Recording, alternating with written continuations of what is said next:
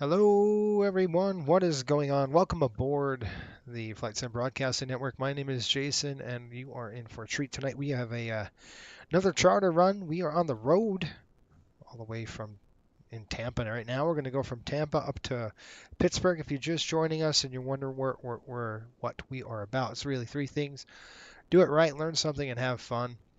I hope you all had a great week. Get your popcorn. It's going to be a fun one. We've got about an hour and 37 minutes to about 2 hours and 9 minutes. Depends on the winds up there. And we'll get this show on the road. We've got Pops in the house. He said, hello. How's everybody doing? Chicago Skyhawk says, let's fly. Yeah. If you are in the chat, let me know.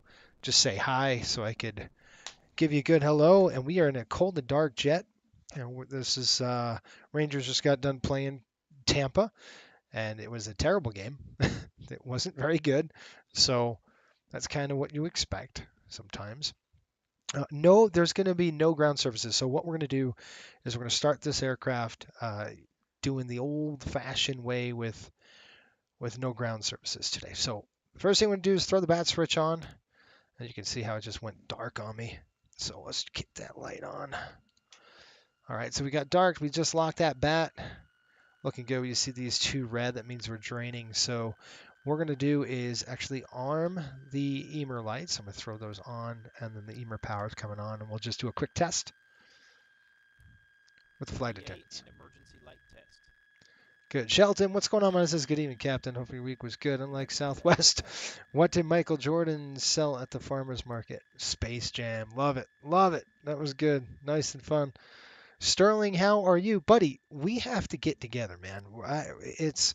I know you're in Australia. I think the best thing we can do is just send me a message on Discord, and then we'll just do it right there. I don't think we could schedule it. It's too much of a hassle, right? So whenever we're available, just tell me, let me know. I know you're in different sides, and it's different times and stuff like that. So I'm going to throw the start pump is to the on position here. That's going to get gas going in to the APU. So I didn't forget about you, Sterling. I definitely want to get you on board. We just got to find a time. I don't know if you got time, tomorrow or something like that. But we'll see. All right, let's go throw this to start. And you can see the APU spooling up. And they parked us almost in the grass here. You can see, yeah, they just backed us up all the way in here. Got the airplane out of the way. I can tell that, sometimes they do that. Boeing. Yeah, Boeing. Whoa, we've got some issues over there, right? Some big issues too. They're not small issues. They're pretty bad. There's a light. Sterling sounds like a plan. That's definitely the easiest way. I'll shoot you a message on Discord. Yeah, it's just going to be easy that way. All right, we've got frequencies up. Let's go ahead and throw this to APU. You can see all of them are lit. Let's get them on the bus. All right. All right, APU's on the bus. First thing we're going to do is test the engines. Those are on. All right, I'll just cut the bell out. And then you normally should have done that before we started the APU, but you couldn't because, well, you need the power to do that. So all 6 lights on here, we're good. We'll go ahead and shut that off now. Coming out. And by the way, folks, hopefully you've seen the video we released on the F-14 Tomcat. We only have about 3 weeks left before the air show. So we have 3 weeks left, and I've got a whole bunch of videos coming out, just practicing like crazy, flying the airplane and just getting going on it. And then basically what it's going to be is that I had the wrong one. The air show day, you're going to be a spectator, right? So you'll be able to see all of the maneuvers that we're doing from the beach in that view. It's going to be pretty cool. I think you're going to like it. I hope. And then we'll reposition the airplane somewhere else.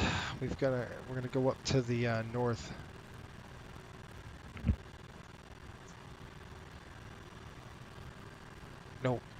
No power. It's probably a breaker. Okay. I'll check it. All right, so that's weird. How can they have no power? Downstairs, they're like, we don't have any power. And I'm like, what do you, huh? Got to be some kind of a breaker tripped. I don't know. That's really odd. All right, let's turn the panel light on. It's good there. We'll throw these to open positions here and here. That's off. That's good. Chicago Skyhawk. I remember watching an old YouTube video, a woman who voiced the MD-80s. Yes, I saw that. Just basically. Yep, I've seen that too. It's fun. All right, let's turn this forward stair open. What I'll do is I'll start getting them boarded, and I'll run downstairs and see what's going on with the power.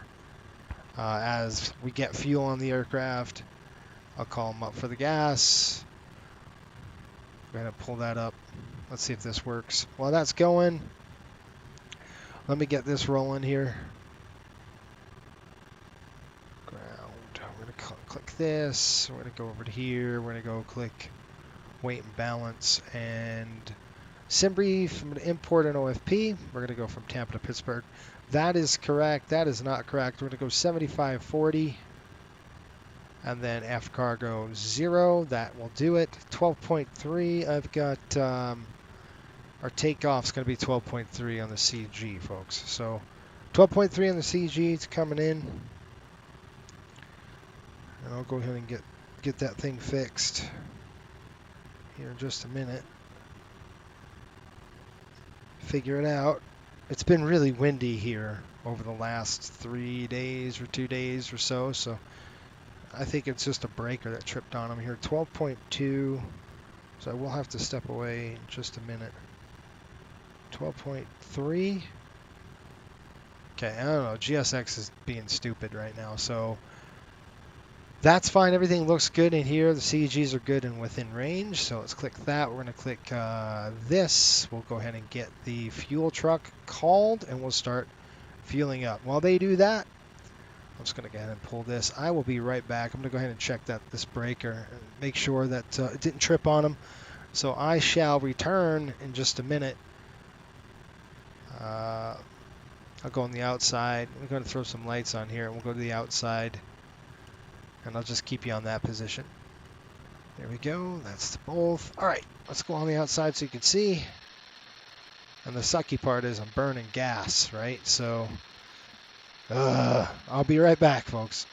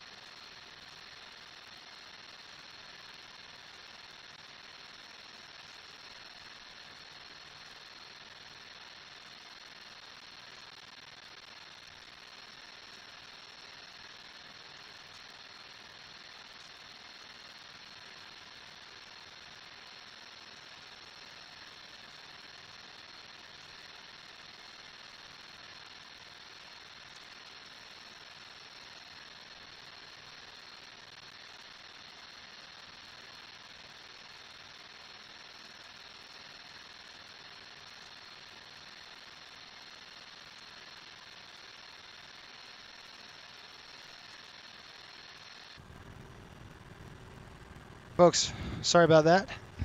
We're back, maybe. Now we're back. Okay. We got the fuel. How we doing?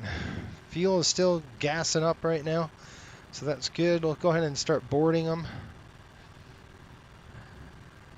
Doors and stairs. We'll start the boarding process. All that's going to be good. And then we'll do our flows. Starting on the overhead, that's good. Coming down here, that's on. Fuel pump's now coming off on this, on the starter at least. That's good. Emer lights are armed. Seatbelts are going to stay off. NIS is one on. We'll check the fuel right now. Let's go ahead and throw this. The off position, I'll go ahead and throw the cross feed valve. You can see our inlet pressure low. I'll go ahead and pull that off. And then you should see, if I throw all of them on, and then I throw the cross feed valve's off. I want to, hold on. Just going to make sure that our flight controls are working, because you never know. Okay, that is on. And we have MD-80, so that should be working good.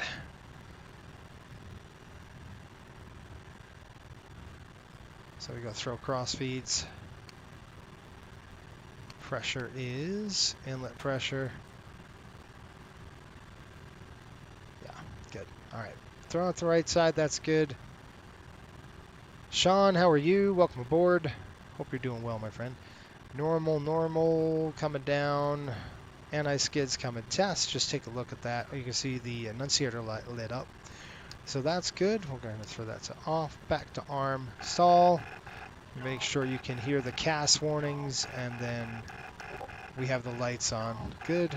Both of those two systems are good.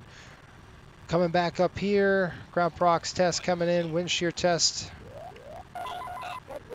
We're going to flood the cockpit. Yeah, it's right there. Logo's on. Okay, coming across. Those are off. I'm going to actually throw one of those two on. We'll throw the AC on. We get some air in the cabin going. Lights good. Dimmed. Done with the overhead. Okay, let's jump right into here. Matter of fact, I want to get into the performance first. I like to do performance first, and then we'll rock into the other stuff. Anyway, hopefully you guys are doing well. Thank you for joining and watching and all that stuff. And good night. I'm trying to figure out, where is this thing? We're doing airport.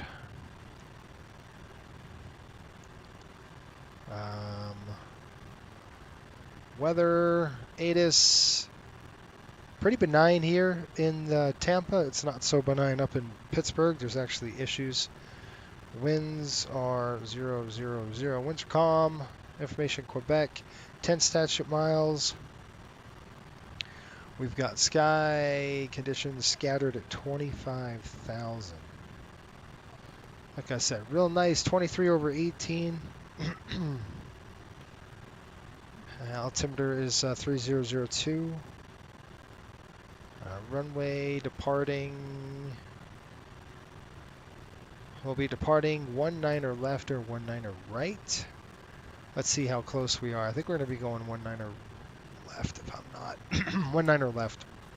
Probably the runway they're going to give us. Curtis, how are you? Good evening. Hopefully you're doing well. Airport, let's go ahead and put this in Tampa. TPA, it is dry, winds are good, and we're doing temperatures 28. It's getting warmer, folks. Is anybody ready for summer? 3002. Not me, I'm not ready for summer. I don't like the heat. I'm not a fan. I like 60s to 50s to 60s. That's probably perfect for me. 111.4.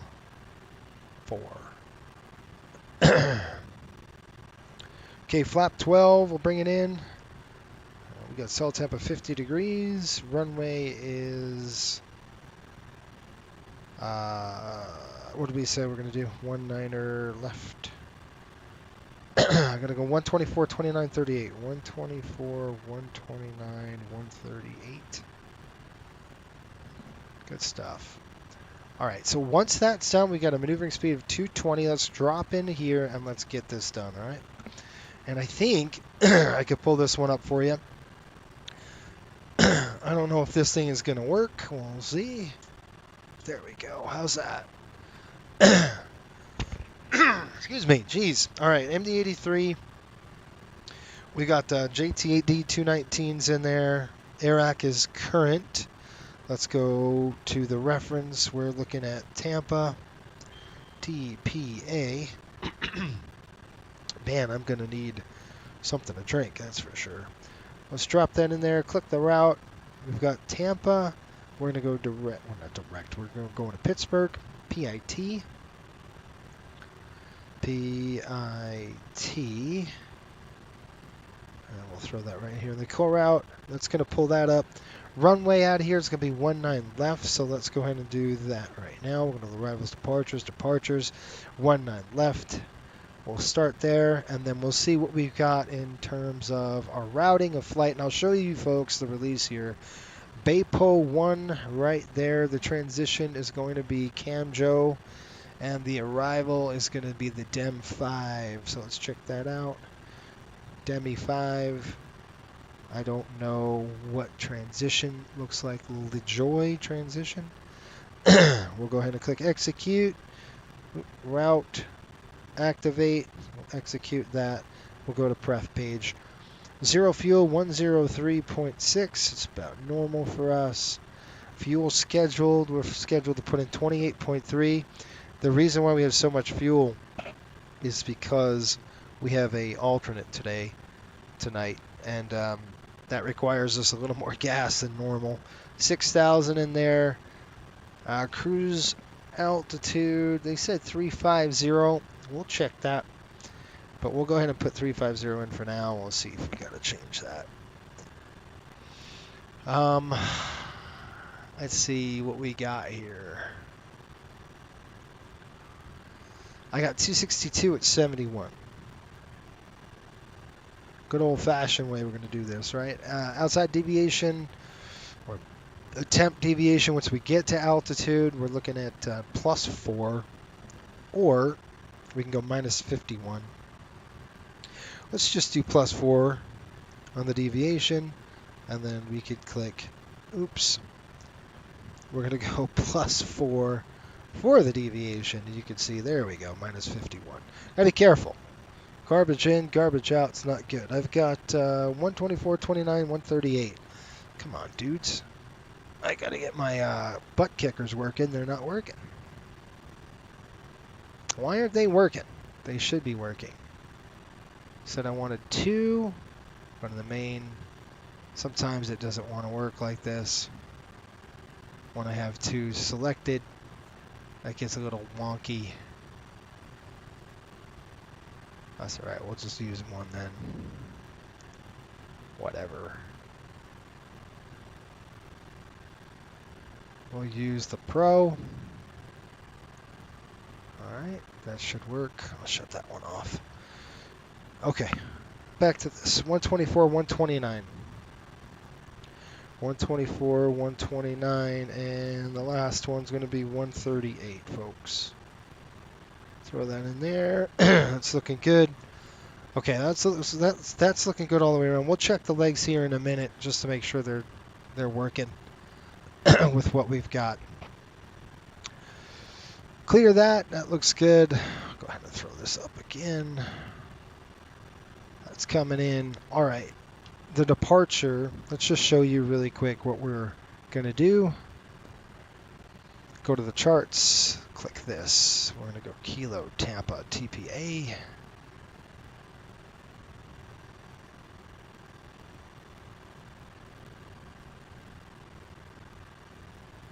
SID Baypo 1. Enter. Closed. All right. So we're taking off the south. So basically, it's going to be almost a runway heading out of here. You can see this. Basically, runway heading to 540 feet and 213 degrees. So let's go ahead and change our heading. 213 on the heading. We'll get that rolling. 2, 1, 3, shoot. Let me get that up. Oh, it's so bright, you guys. Hold on. I can't fly at night with that light blasting in my eyes. All right, there's 213. Good. Altitude. What they say on the climb here. Gotta change this to night mode. So climb up to 6,000 feet. Doesn't look like, well, we got to connect. So let's go ahead and connect to the server. We're hooked up now. It looks like Jack Center is online. And they'll probably be handling this out of Tampa. So we'll do that. 6,000 on the top altitude. Let's go ahead and put that in there. Let's go get our clearance and figure this out, okay? This is going to come down. We'll throw this down. We're going to throw this to takeoff flex. It is 50. There we go. 50 it is. Coming down. Everything else looks good. Here we go.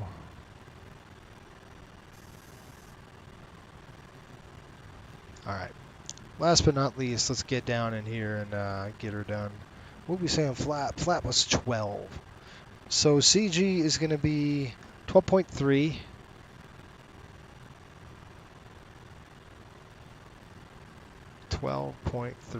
So just like right there.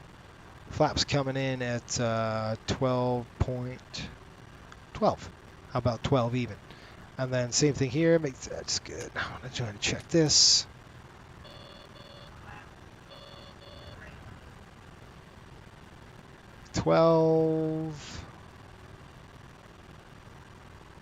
Set. Okay, we'll check this, test that right there. Those are open. Takeoff's coming on. We'll go ahead and arm it. All right, let's see what the ACAR says in store for us, our clearance. Pull the page up. Do our paperwork, and we're rocking and rolling, folks. We'll get going here soon.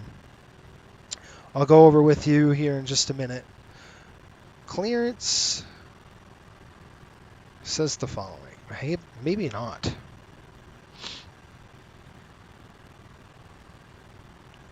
All right, we're cleared to Pittsburgh via the Tampa destination. The route is Pittsburgh Bay 1, Camjo 9Q99, blah, blah, blah. Altitude 350, squawk 7610.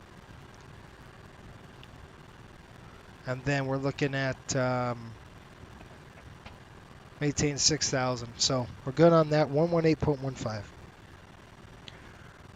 118.150. So that is what we've got. Let's see if this thing works for us.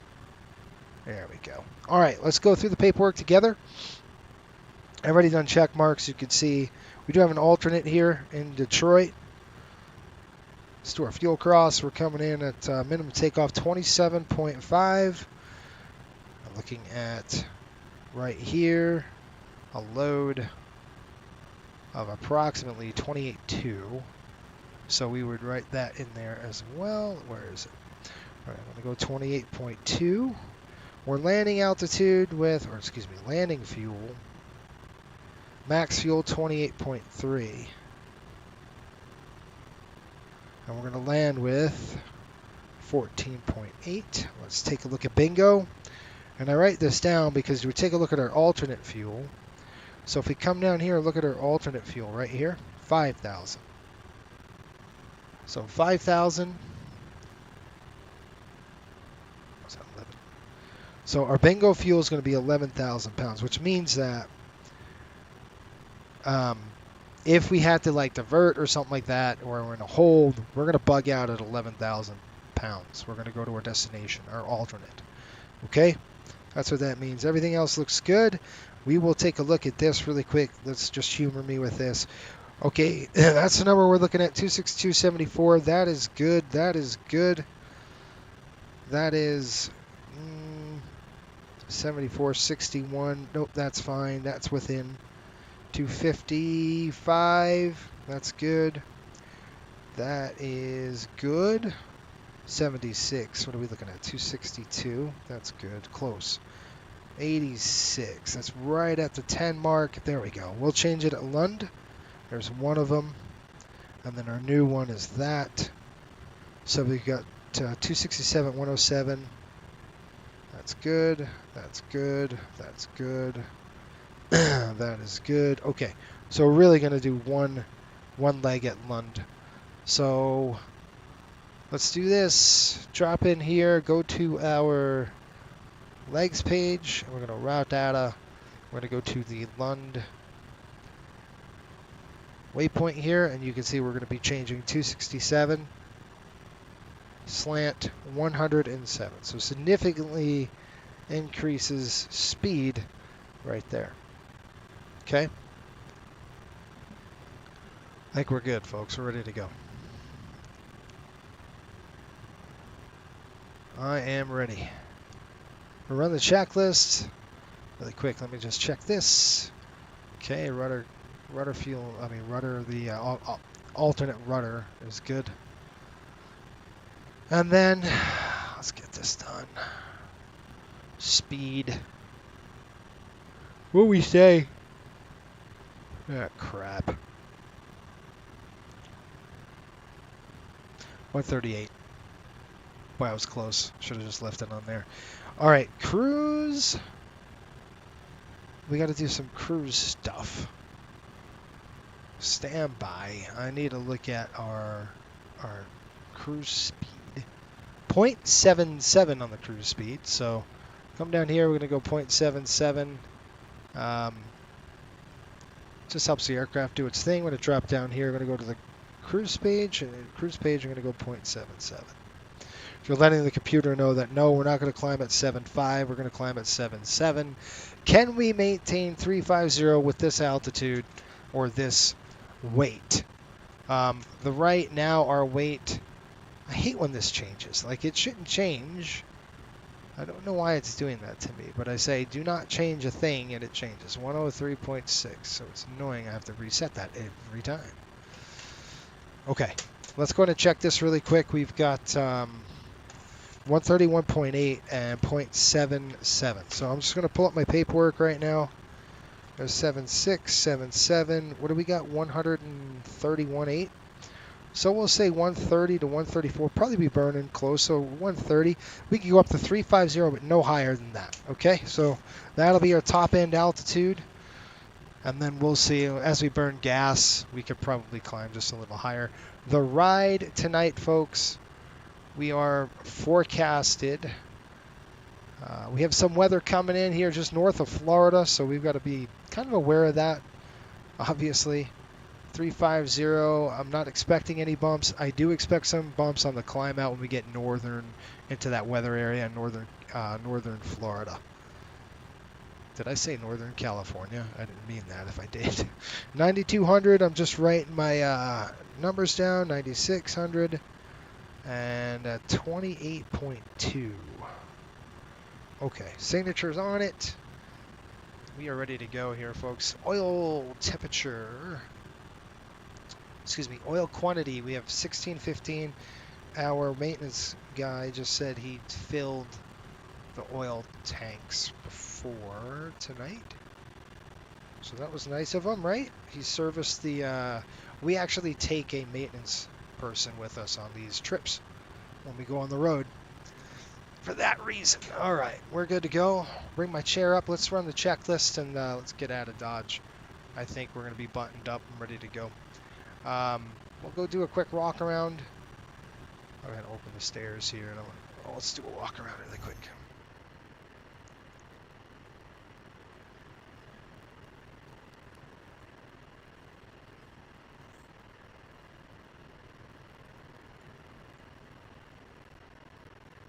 Okay, buddy, put a pep in your step, man. We got a flight to go. We're burning fuel. Right? You guys like the MD-80? I like the MD-80. This is a very quirky airplane, but I like it. It's really cool. Okay, pitot tube's looking good. Tap probe's good. Strakes on it. Alpha vane's good to go. Doors closed. Static system. Just make sure it's not taped. It's good and bare. Same thing here, good and bare. Doors closed. Leading edge looking good. Lights on. You can tell by the green.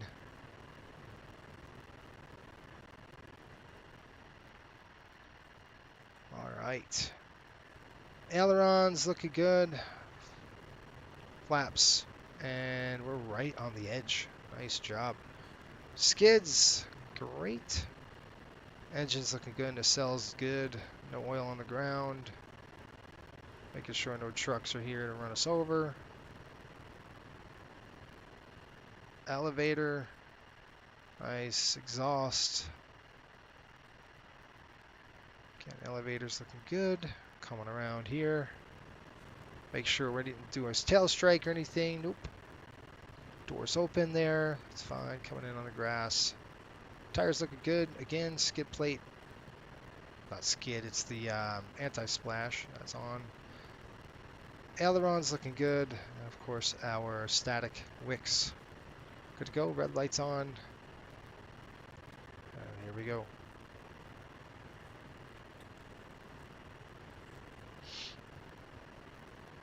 Set, set, set.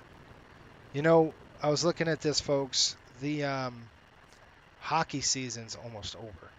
So charter season for me is going to end, which means that we're going to be involved with a lot more stuff to do in terms of coastal. And like our proving flights, we're opening a whole bunch of new routes this summer. So be prepared. You're going to see a lot of that on the channel coming up. All right, 0 VO8 set, takeoff condition. Computer is set. Stab trim is... I don't know if I set it. Let me verify. It is set. Good. Airspeed bugs TRP, they're set. Airspeed bugs set. TRP is set as well. You can see that's on. The all thrust is off, and then we have the takeoff flex on. ART, sorry. Flaps and slats. Oops, sorry. Fuel pumps are coming on. We've got 92, 92, 96, 28.2. We're good to go. Let's go ahead and throw on the fuel pumps. 1, 2, 3, 1, 2. Seatbelts coming on. Let's go ahead and remove the chocks. Go ahead and click deny. Good. And we will throw the anti-collision light on. Okay, doors, fuel pumps. Did that. Doors are closed. Hydraulics are coming on high. Any questions? I will brief you really quick while I'm tuning in ATC. If there's a problem below 80 knots, we'll stop the aircraft. Anything above 80 knots will stop only if there's fire, failure, fear, shear. It looks like Jax is having an event because they are lined up. There's like 15 controllers online right now. 118, I think it's Orlando having their deal here. 118.15, I believe. We recalled, if I recall that. Just look right here. It says 118.15. Yep, 118.15 is Tampa approach. 118.150. 118.150.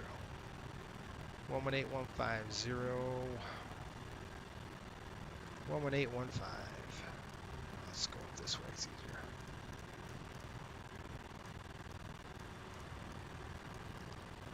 All right, let's do this thing. Now I have to change a few things. Audio settings. See? Hold on. Okay, microphone is there. Output device is going to be... Right. Okay, got it. Expect visual approach 19er right for Spirit Wings 1981. Shelton, I know the 73677. Able to actually parking via I miss it too. Whiskey Victor 3, good night. We're to the left now, and Whiskey Victor 3, Mach 278. All right, let's start it up. We're going to start both engines and rock and roll. JetBlue 1231, ready for taxi, runway 19 left. JetBlue 1231, runway 19 left, taxi via Charlie. Temp altimeter 3002. Taxi via Charlie. Okay, we've got coming on Alpha today. Talk pressure's on. Here we go on the left side. Left side coming to start. Left side valve is open. You guys, I haven't done this in a while. Get your belts ready here. We got to get in the habit again. Get this chair way back. What do we got? 20? There's 21. Oh, of course you're not going to work for me. Here's 22. Fuel.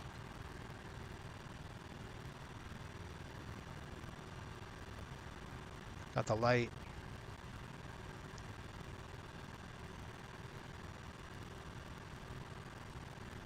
Okay, there we go.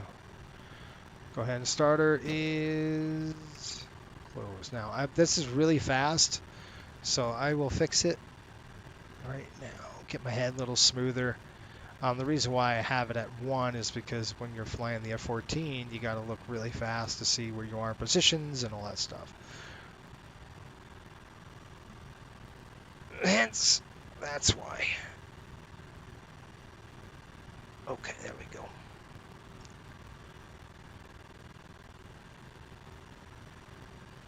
We're straightening this thing out. Let's get it back into the position. Okay, let's go ahead and fire number 2. That's number 1 started. Flipping it down. Travis 1981, would you like a shortcut? Open. We can take a shortcut. Spirit Wings 1981. Spirit Wings 1981, proceed direct to Venu.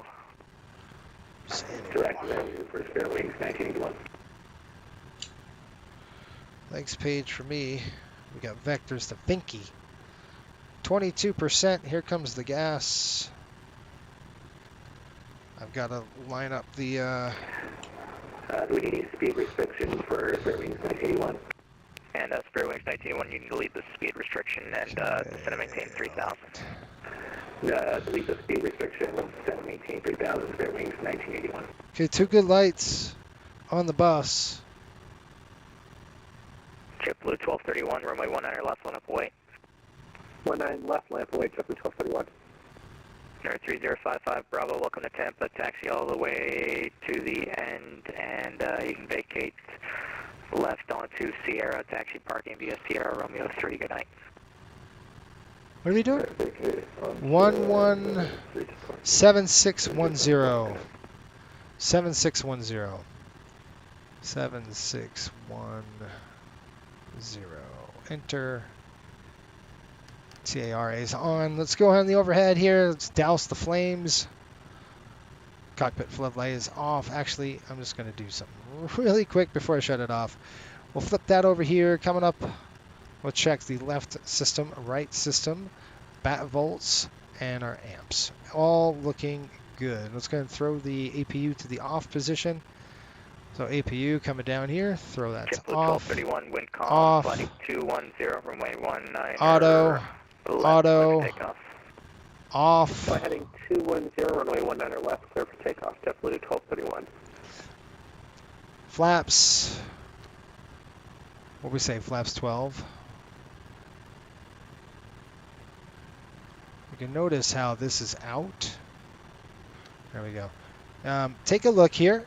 You can see how your engine instruments are not right. So what we can do with that is throw your digital up a little bit, right there. And that should give us our numbers. That's what we got. Good deal. Okay, this is coming armed. Coming back here. One last thing we're going to do is shut that off and that off. And packs are on.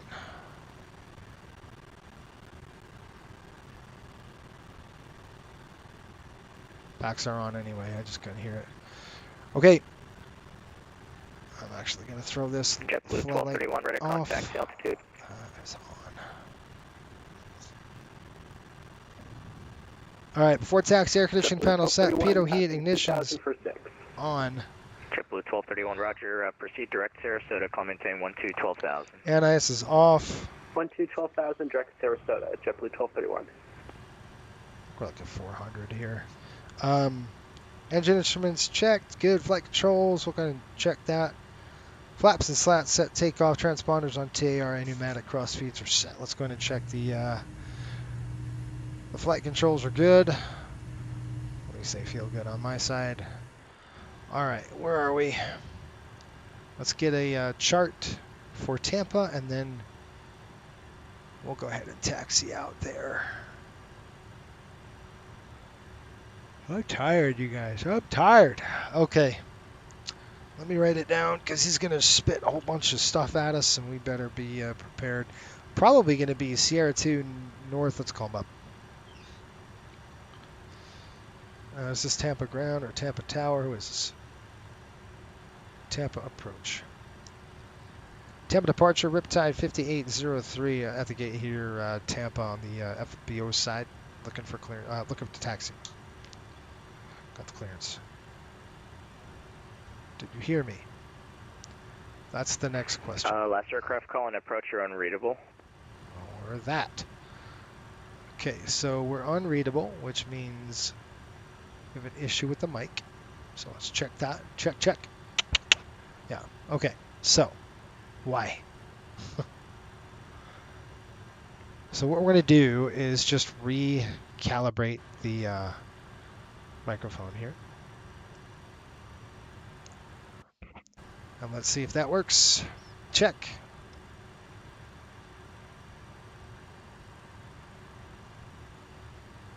Check, check, check. It is not working. 1231, contact Miami Center 128.225. Good night. Why aren't you working? 128.225, except the 1231. All right, let's do this again here, folks.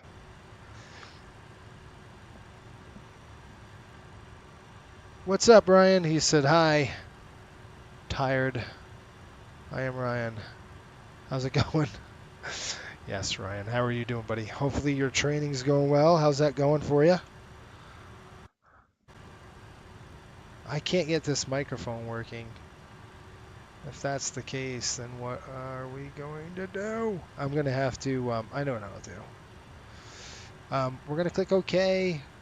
We'll just disconnect it. I'm going to reconnect it. That's probably going to reset it. So let's go click that.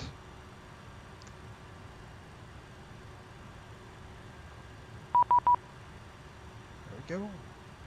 Mode C is on. Here I am burning gas. Check, check. That works. Tampa departure, Riptide 5803 at the FBO, looking for taxi clearance. Riptide 5803, Tampa approach. Roger, standby, standby.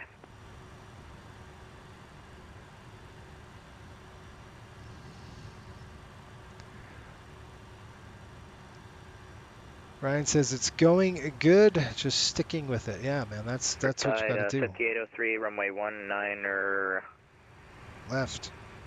Did the previous controller give you 19er left or 19er right? No controller gave us anything yet. Okay, Riptide 5803, roger, runway 19er right, taxi via Romeo 2, Sierra, Delta, November, or correction, Romeo 2, Sierra, Delta, Juliet, cross runway 28 and 19er left. Okay, we've got 19 right via Romeo. Looks like Romeo 2, Sierra, Delta, Juliet, cross 28 and 19 left. Correct. All right. So we're on 19 right today, a little longer runway. Before you taxi, you got to see what they're doing. So, you know, it's a good idea to get. 1981, flighting 090. The airport will be off to your 2 to 3 o'clock in about 5 miles. Report in sight.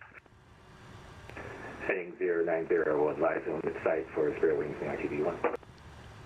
All right, folks. So let's zoom in here, find out where we are. We're right here. We're going to go Romeo 2.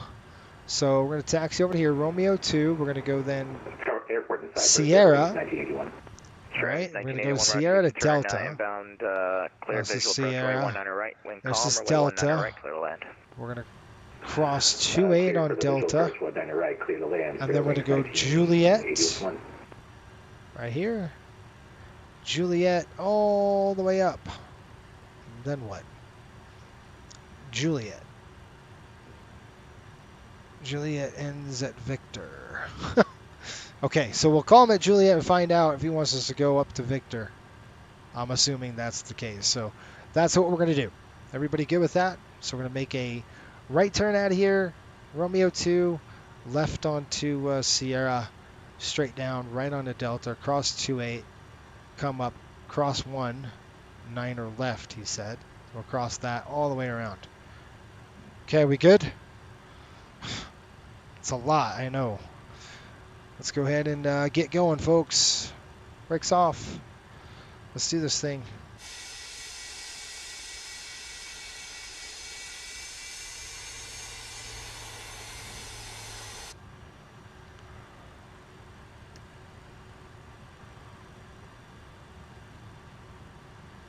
They're doing some emergency procedures. That's cool. Those are always fun to do.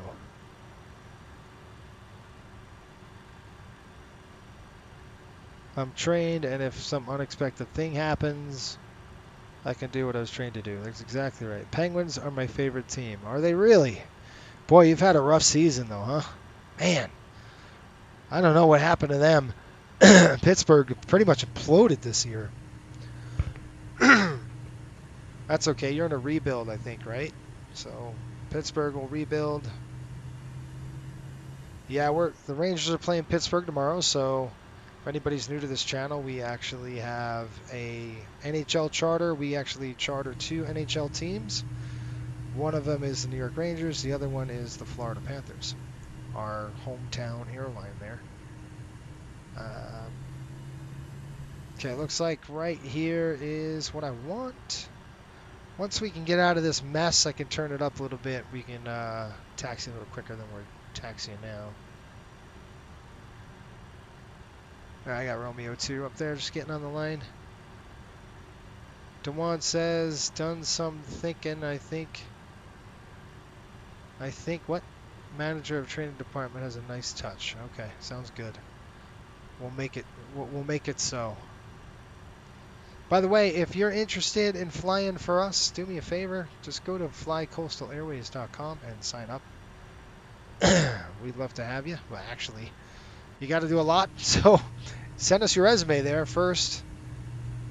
Include your VAT SIM ID, all that good stuff. And what we're about is to do things the real way. We're really, really, really heavy on that. And plus, we're heavy on training.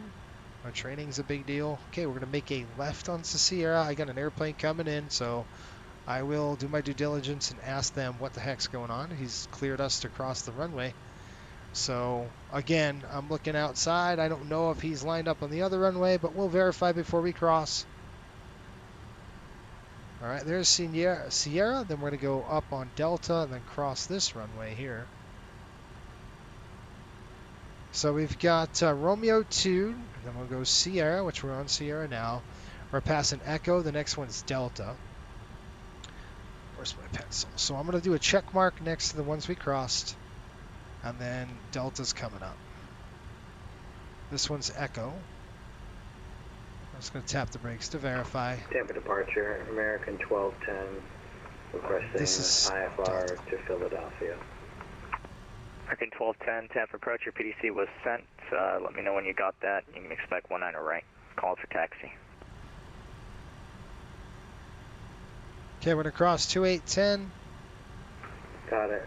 American 1210. Don't see any traffic on that side. 19 right.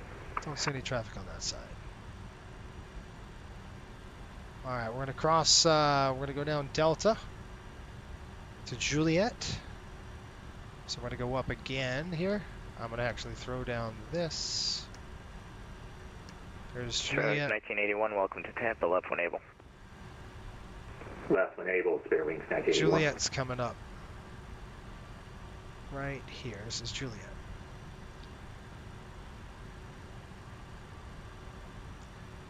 He's cleared us to cross 28 and 1 right. 19 left, he told us to cross, so we're going to cross. Here come the lights. I don't see any traffic. Looks good on that side. Looks good on that side. Here we go.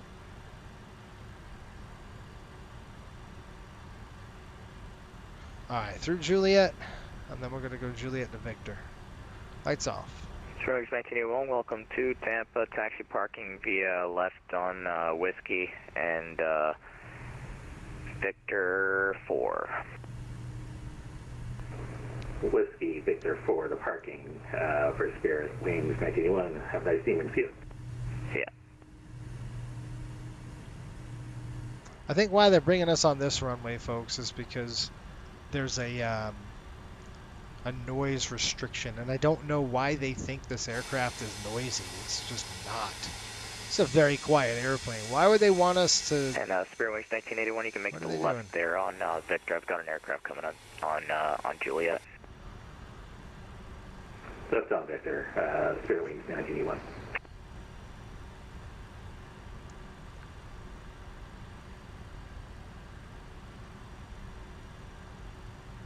I see that Spirit aircraft. See it? You know, I don't know why they, people think the MD-80 is loud. It's just not. It's pretty quiet. Quiet airplane. No problems. Charlie Sierra Tango 5803, continue taxi 19 right via Victor. All right, continue taxi 19 right via Victor, Riptide 5803.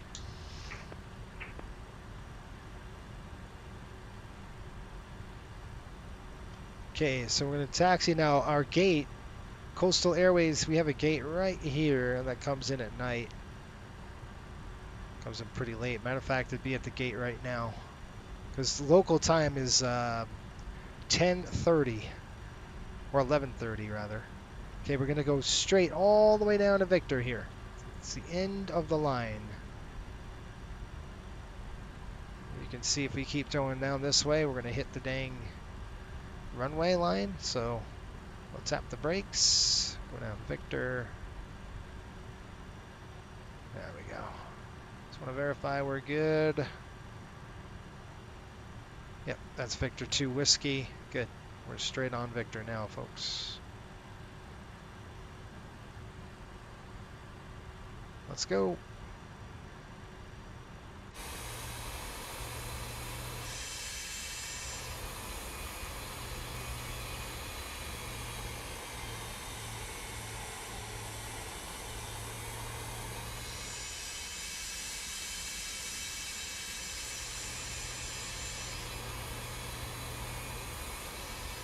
That's a pretty airplane, that's for sure.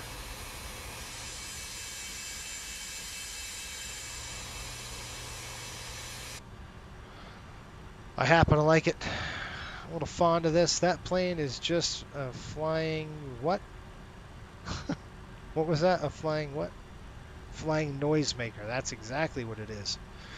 That's why I love it. What noise? So your dishes are broken. Doesn't matter. Alright, Southwest taxi. Here we go. Taxi like you stole it. Here we go. Take off, take off. Ooh, flight director's coming on. 1, 2. Alright, while they do that, I'm going to take a look at the departure. It's going to be the Baypole 1 now. Let's see if we have to turn a different direction here. 187-203 on the heading now. Right there, set.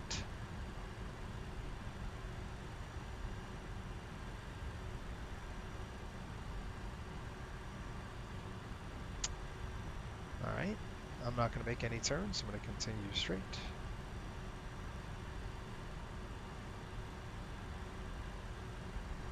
Hoba, love taking off after an MD-80 because we'll scare all the birds away. That's very true. Didn't even think of that. That is so true. Yeah, what birds? Not anymore. Not if an MD-80 takes off. I'm glad you're doing well, by the way, Ryan. It's good to see that you're doing your thing. It's nice. All right, folks, those of you who are in the chat, let's go ahead and get our checklist ready to go. And in the chat right now, put your chutes on. So everybody say chutes on, and we'll do the checklist here. Before takeoff config. It's checked. I got a green light there. Ignition is on alpha. Altimeters are set. ABS and spoilers. Our spoilers are set. ABS is on takeoff, and is it armed?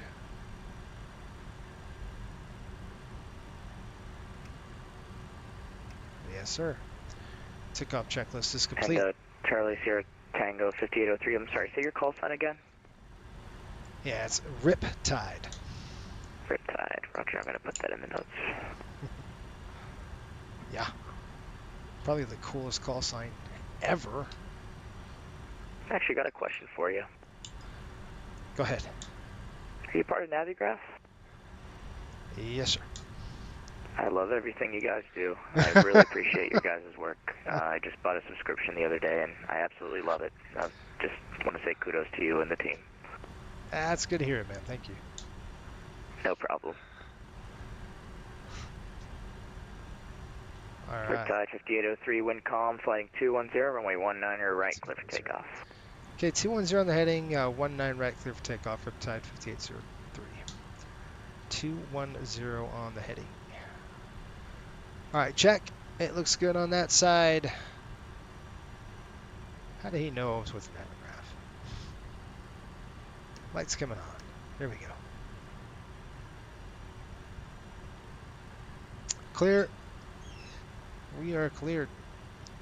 By the way, folks, FS weekend is this weekend, and Navigraph's going to announce something, I think. It's going to be awesome. Maybe. Throttle's up. Here we go. I want to bring him on up. Auto throttle is armed. Takeoff on. Takeoff thrust Capture is aircraft, Tampa set. information, departure arrival information, Bravo's current, wind 240 at 5, altimeter 3003. Takeoff is set. Clamps on.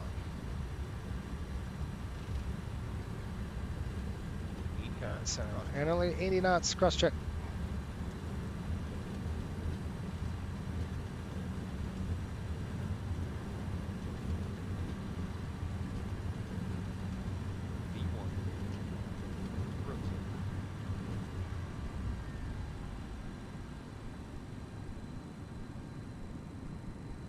Okay. Gear up.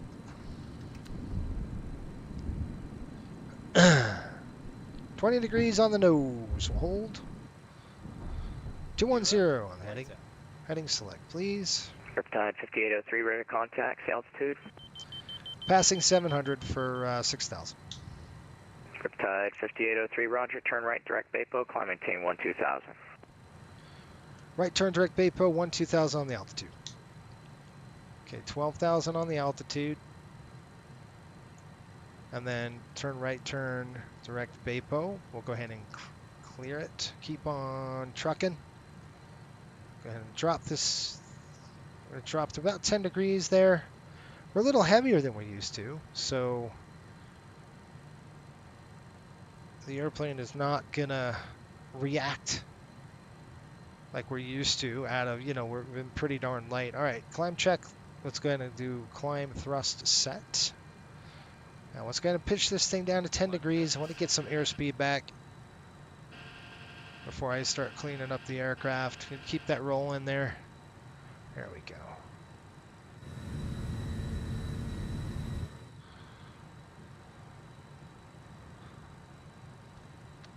Flaps coming up 1 notch. Flaps at 11. Keep on trucking. Here we go. Bump another flap up. Departure, Southwest 627 with Bravo is ready to taxi. Southwest 627 Tampa. I didn't want to clean them all the way up, but okay. Good evening, runway 19 left, taxi via Charlie. 19 left via Charlie, Southwest 627. I did that on my on its own. All right, now we can start the climb. Let's go ahead and VNAV climb the thing. And then we're going to do too much on the nose up. I'll go ahead and go direct. Hang on just a minute. I got to get the aircraft straightened out the way I want it. And then we're going to go nav select. I'll go autopilot armed. That should work. Lights coming off. Here we go. Intercepting. Increasing our speed. The airplane is now diving. It should recover. I'm waiting for it. I'm waiting for it. I'm waiting for it. I've got it. I'm going to reverse the trend. Okay, I got the airplane. We're going to hold 1,400 feet a minute. We'll do this again. Autopilot is coming on. Autopilot is armed. Okay, so vertical speed. I'm going to hold about 1,800 feet. And I'm going to go nav. We'll enter the nav. We'll see if this thing is going to reverse its trend. All right, it has. And Riptide 5803, just to verify you're direct to Bapo.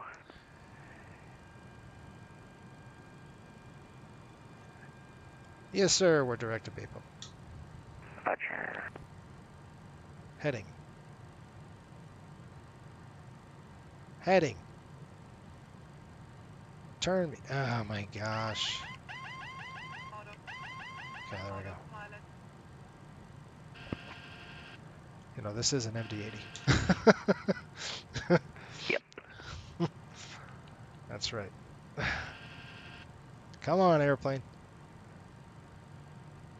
All right, that's good. That's all set, ready to go. We're going to go ahead Southwest 627, wind 2405, sliding 210, runway 19 left, clear for takeoff. 7,000. All right, we got a good climb. We got VNAV climb now. That's good. I'll do a checklist here in a minute. Okay, we're direct Bapo now. We were kind of directed before, but not really. All right, that's on. We're going to go ahead and shut the hydraulics off. That's off. And aux is off. Pressurization. Good, we're pressurizing. Everything looks good overhead. 5803, contact Jacksonville Center, 125.175. Good night. 125.175, we'll see you. Yeah.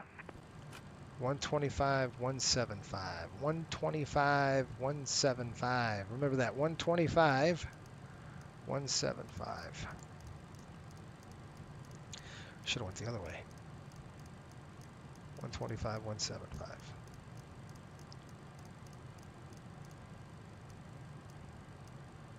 $125. 125.175. Flip it. Who And down to is... 73, corner 69. There's 10,000 feet. Belt's coming off. Let me call him out. FedEx 692, contact Miami Center, 128.22. 2822, have a good night. Oh, man. Square wings 1827, Let me call him up. I'm sorry, can you repeat that? Square wings 1827, describe. Jacksonville Center, FedEx 63, heavy flight level 360. Ja, how are you? Hopefully you're well. Solid takeoff. Thank you, Shelton. I appreciate it. 600, good evening. Let me call him. Chat. Can you send that via text? It's not coming through the microphone. Okay, ignition's off, APU's off, fuel pump is set, spoilers and ABS off. American 1069 back. Spoiler ABS, flaps and slats are up. No lights, good to go. Alright, it was good departure. What? He's mumbling. I am with you. He's a little mumbling there. 1827, maintain Mach 76. Mach 76 for Spirit Wings 1827. Dewan says service from Miami to L East. What is that? Jack Center, Southwest 1981, level 16,000, direct Buffy. Southwest 1901, Jack Center, climb maintain flight level 380, Christian 350. Climb maintain 350, Southwest 1981. Why are we leveling? Western 1711, contact Jax 125.05. 125.05, Western. Call him up here. He didn't clear us to 30. Jack Center, Riptide 5803, level 12,000, Bapo. Riptide 5803, Jack Center, climb maintain flight level 340. 340. 340 set. Let's go ahead and click VNAV climb, and we're out of here.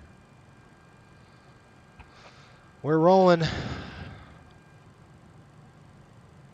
Just another day in the office, folks. That's what this is. All right.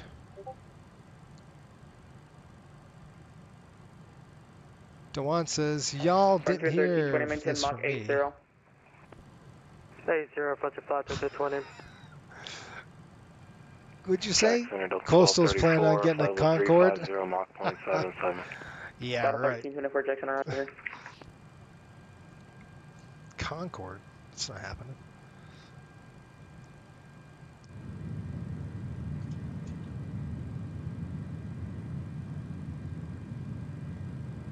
A Concorde? It is so bright in the cabin. I wish they would do something about that. Delta 325 Jackson, roger. American 365 Jax, you with me? Fairbanks 1827, contact Miami 128.22 today. That's better. Miami on 128.22. Have a good night. Okay, folks, so we're on the climb out here. We'll go to the Tampa 20-9 page. Oops, sorry, 20-3. You can see we're at Finke. We just hit Baypo. We're going to go to E-Cake, and then we've got Willen Spring, Camjo. 440 contact Jax 126.12 today. 126.12. Okay, I'm going to turn the weather on just because. Contact Jax 126.12. 126.12 American. The weather, I'm expecting some weather north of Florida Jax here. 126.12 today. Who was that? Jack Center, Southwest 2275, 14,000 for 16,000, direct Buffy. Southwest 2275, Jack Center, comment 10, Florida 350. That's a 350 for 2275.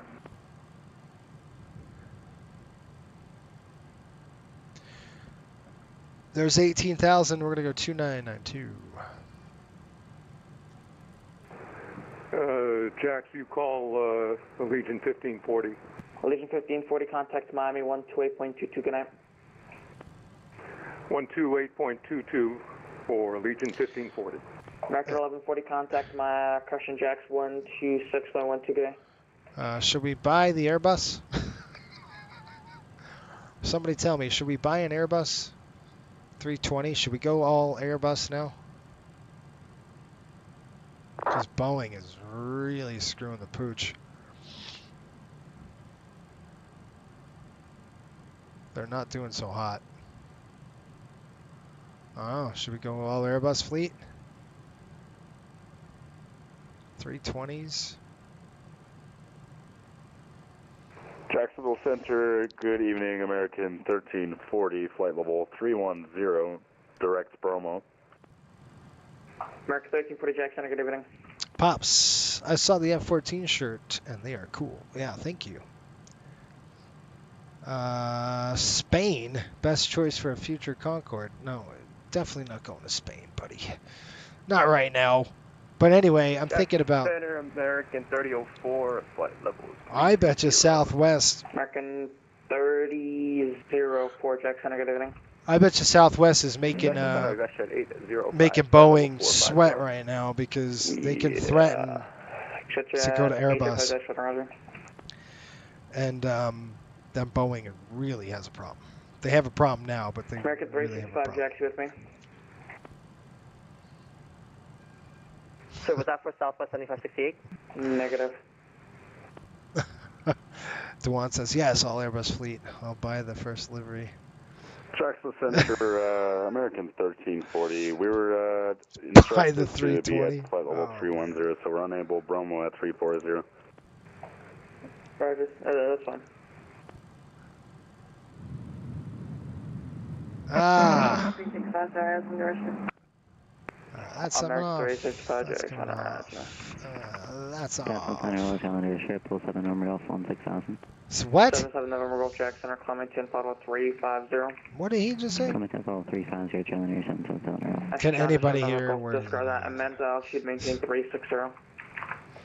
Let's take a look at the weather. I want to see if there's any radar returns that we're getting over here. So if you're not following Navigraph's social media channel, 2145 contact you ought to do that. 5.97, good day. 135.97, JetBlue 2135, see ya. Nah, stick to the plan, of course, Shelton. Frontier 1320, You know how contact much that Miami would cost us? 128.22, good day. That cost me, personally, a ton of money. Frontier 1320, contact Miami 128.22. 22, Frontier Flight 1320. But I will tell you this. We hit 1500, I'm flying the bus. I'm flying the 320. So I'll get some instruction. We're going to go ahead and disconnect the airplane 7, some malfunction, so we'll just go ahead and get out of the airspace. Got a 10 for Roger, good day.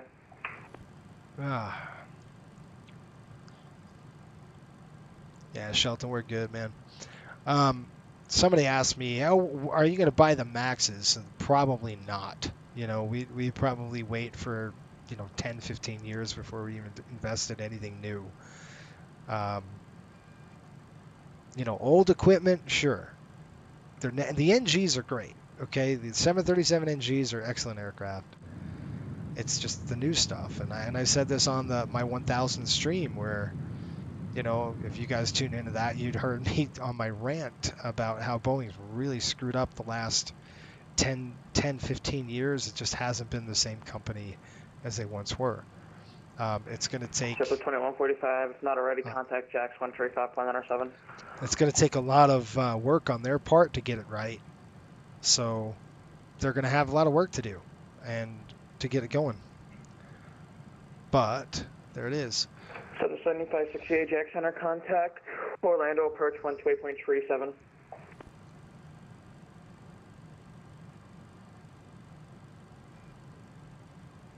Settle 7568 Orlando approach 128.37. 12837 for Southwest 7568. Have a good night. Yeah, I mean, dude, Southwest is losing a ton of money, and any max carrying carrier is going to have issues because the general public's like, should we even get on this airplane? So Boeing's going to have to pay out of their nose. American 1340, maintain Mach 76. For the reputation. Mach 76, American 18. So, I mean, the reputation alone on these airlines are suffering now. I don't know, man. Spring 71, Jackson Rider. How about the 737-200? Flight 69, contact Miami Center 128.22. Done. Dude, if we had, honestly, I'm not kidding you, if we had a 737-200 that was really good on the sim, we'd buy it and fly up cargo in Alaska for sure. Be awesome. Flight 25, descend to maintain 310. Descend maintain 310, Delta 325. Shelton says need to go back to the drawing board. Yeah, on the Max, recall on the Maxes. Contact Jack Center 126.12. 2612 now, American 1069, take care. I think they need... 2602, contact Jack Center 126.12. They're going to need to do some serious... they have to do some serious work in terms of quality control. Man, they've lost a lot of... We had a TCAS warning, resuming cruise at 310 and 0.76. American 1340. Ooh, it's a deal. You got a deal. American 1340, this is an advisor. I don't show any traffic around you on the map. It might be in your simulator yourself, so just send maintain 310. We have an injector, American 1340. Sorry about that. Alright, roger that, Mr. Jones. What's an injector? Yeah, Ryan's saying it's been bad stuff. Yeah, it has been. Riptide 5803, contact Jack Center 125.05. 125.05. Hey, 125.05. 125.05. It's been bad, man. I mean, it's the Boeing company that I knew is not the company anymore. It's different. I don't know what's going on. They used to be known for reliable tanks. Just, who knows, 125.05, we got it. Sorry, Jacksonville Center, United 1128 Bromo is a transition. Negative, it's just a fix on the star. It would be off the Honda transition or a Corey or defund, doesn't matter. It's about 5 or 6 fixes down the chart. Seatbelts off, folks. I'll give you an update on the weather. Okay. We're supposed to be getting some crap coming up here, You folks. said dense transition. Sorry, I didn't have a transition in my flight plan. Ryan says, yeah, it's been bad stuff What happening in section's Boeing up on World. your It's flight, up on embarrassing. your It is. FMS right now? Antoine, how are you? Says, hi, Jason. How is the Jack, renovations to the home? Everything turned out well. Flight level 270, Yeah. 788, Jack Center, roger. It's been crazy. I'm still in a box, but appreciate you asking. We got the paint done, which was nice. Hang on, let me call them. Jack Center, Riptide 5803, level 340.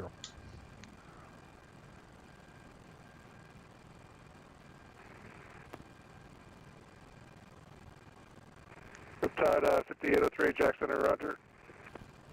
So, we've got the house done, at least the paint. We're thinking, the problem is I took all my shelves off in the room, in my office, you know. And when I did that, I have nothing to, no shelving to put back. Because there were, I mean, the wood was totally different color, just doesn't go with the walls or anything like that. So, it was like a dark stained brown wood, and it just doesn't go with like very light gray walls. So I'm trying to find a cabinet shop to I'm trying to get a cabinet shop to do the work, so we can get a cruise coming right here. Delta 2243, level 370. So we could get, Delta 2243, Jack Center, I could get some storage back where I could, you know, store my books and stuff like that, and I get this. Like, I still haven't even turned on my shoulder cam. I've got to get that going for the next stream. I'll get it running, but I still feel like I'm not moved in. Does that make sense? I'm still not there. Center, FedEx 63, Heavy Flight level 360, and we have a request. Yeah, anyway, but thanks for asking, man. I appreciate it. It looks great, but it sucks because I don't want to put anything on my wall. As a matter of fact, I have one picture on my wall, and it's an MD-80. That's it. That's the end of it. FedEx 63, good. All right, but I appreciate you asking, buddy. Thank you. From the Gandalf 2 to the Hobbit 2, being that looks like Atlanta is landing to the west at this time. All right, Dewan says, I don't think Boeing will ever recover from this. They've lost so much reliability. Yeah, they have. Man, I can no longer argue with Airbus people on Instagram comments. I mean, Boeing really has to start over. I mean, I'm talking about management. They just need a clean house and just start over. And the board needs to just fire everyone and say, look, it has to come to quality. Quality control. Matter of fact, they hired this guy to do that job. The problem is he doesn't know, you know, what's going on below him. So it's tough, man. So I think they will recover from it, but they have to make some drastic changes, and they're going to have to do a whole bunch of stuff to get that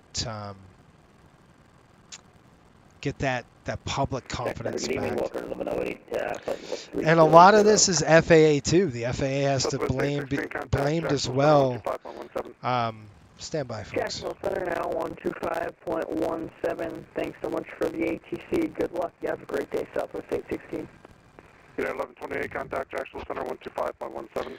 So 125.17, United 1128. I think they will recover. It's just a matter of when. It's going to take a while. I think they need to.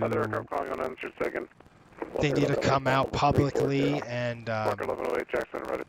Southwest 2363, descending 10, level 240. And just and start over and actually show the general public that, you know, that quality control is a big deal.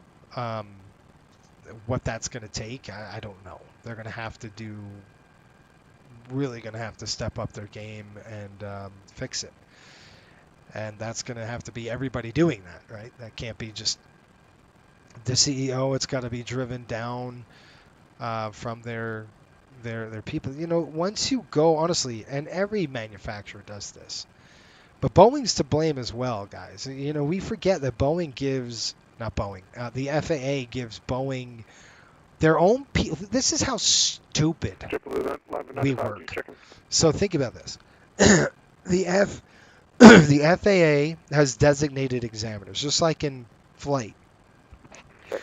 Well, the FAA also has designated examiners for manufacturers, which means the examiner, if you will, quality control person, works for Boeing, yet works for the FAA as well. Okay? Has a certificate from the FAA to make sure things are going well. Now, most of the time that works, but who's signing your paychecks, bro? It's broken, man. You can't do that. You gotta have. It's just the system's broken. It's just broken. Like, I don't know what else to say. You can't have self-governing. You have to have, if you're a regulatory agency, you actually have to send inspectors in, and they do. Don't get me wrong, but still, I mean, like, what the crap, guys? What is going on? And that's for every manufacturer, by the way. It's not just for Boeing. You said it right. The current Boeing operation isn't the same. No, it's not. The 737-200 still flies. 135-907. We'll see it. 135-907, folks. 135-907. Here we go. 135. Delta 12, 54, just coming in, level 3, 240, 240. 240, Delta 12, 54.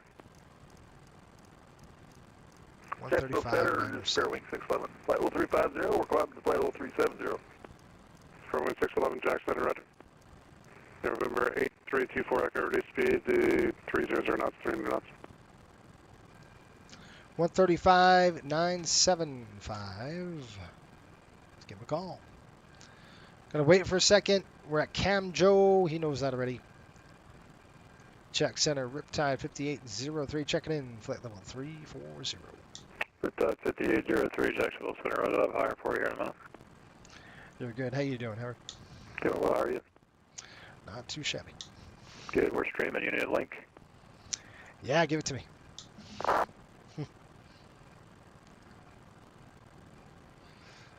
All right, I'm going to send this. How could I send this to you?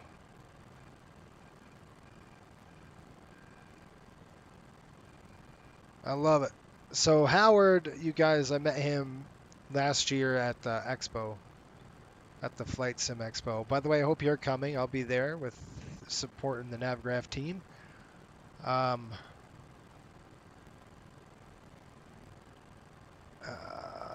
need to share this, but how am I going to get this over to you? Because we're on different computers, so that's what I mean. Crap, what's it called?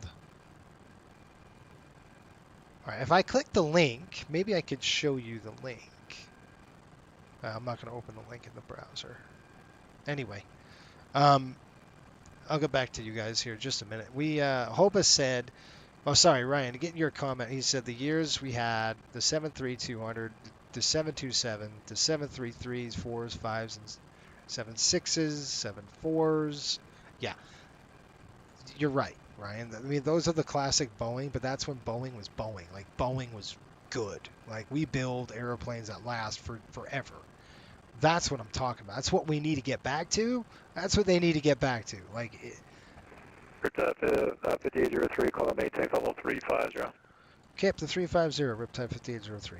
All right, so let's go to cruise. We're going to go 350. We'll dump that over there. Click execute.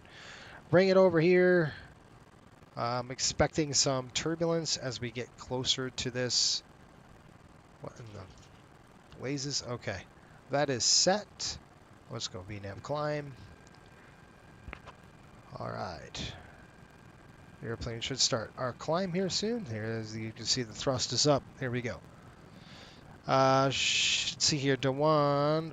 Hoba said this. He said, I've heard that they have a shortage in engineers and mostly new, inexperienced. Yeah, inexperienced engineers. Dewan said Boeing and PMDG. Oh, gosh. Sorry, who's picking up? No comment on that. Flight level 360. Sean says they need to bring in a third party like an accounting firm to audit quality across the whole organization and suppliers and make it all transparent. That's what they should do, right? So that's a really good idea, Sean. If I was the CEO, I'd say time out. We're doing a stand down. I would say I'm hiring a third-party consultant to come in and just rip us to shreds. 2145, contacted minus 126.42. And we're going to clean house and change procedures that aren't working and processes that aren't working.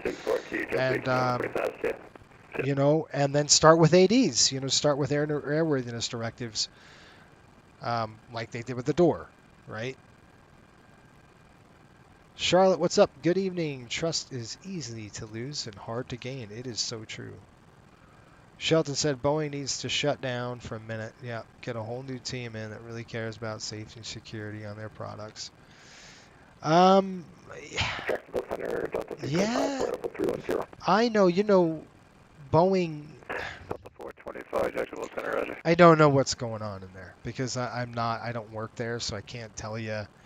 You know what's going on really with the culture, but you know there's obviously a systemic problem. I don't know what that is. 182, contact Jacksonville Center on 125.05. I don't know what that is. So, all right, here we go. We're getting in the upper echelons of this storm. You can see we're kind of just cloud surfing now. Got a traffic there. I can see them off the wing. Looks like we're going to get into this just a little bit here. We've got negative 24 degrees, so we got to check for ice. So let's just, we're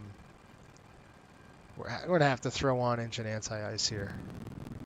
We're kind of right in it. You can kind of see just skimming the tops of these things. This cloud deck. I don't know. We'll see. It's kind of skimming it right now. That's pretty though, isn't it? I think for now we're all right. And we're right there, you guys. Right on the, right on the level of it. I'm gonna go ahead and turn off my local lights. I forgot to do that. There we go. You don't want those on. Burn them out. Yeah, so I don't know. The whole Boeing thing, it just, and United took a torpedo this week too with their gear failure and all that nonsense they've had going on. It's just been tough, man. It's been a tough week for the manufacturer, and then you have this whistleblower thing that's everybody's scratching their head on. Like, what the heck is going on? Yeah, I mean that raises a lot of suspicions, right? I don't know. Dude, I have no idea. You hope not, right? But, I don't know.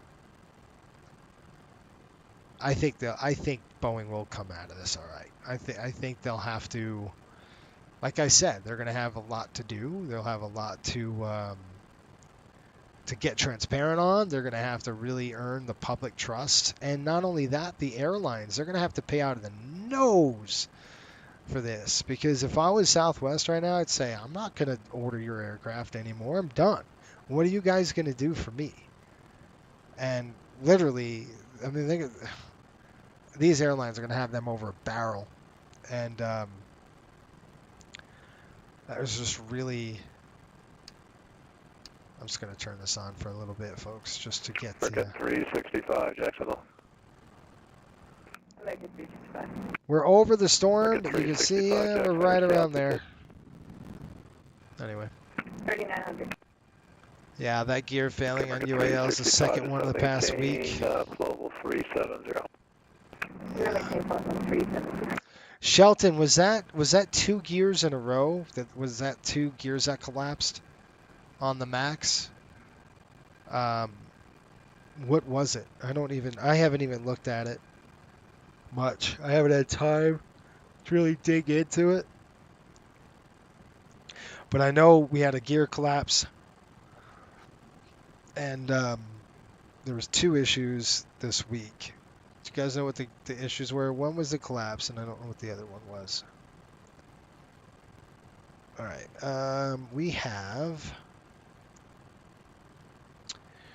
We are looking at, folks, approximately 599 nautical miles to destination. So we've got some time here. I'm going to go ahead and try to peek. We're over the nasty parts right now on this thunderstorm, rain, if you will, but it's kind of below us. Yeah, I'm glad we turned on the ice, just the anti-ice stuff going. We'll check the wings, make sure we're good.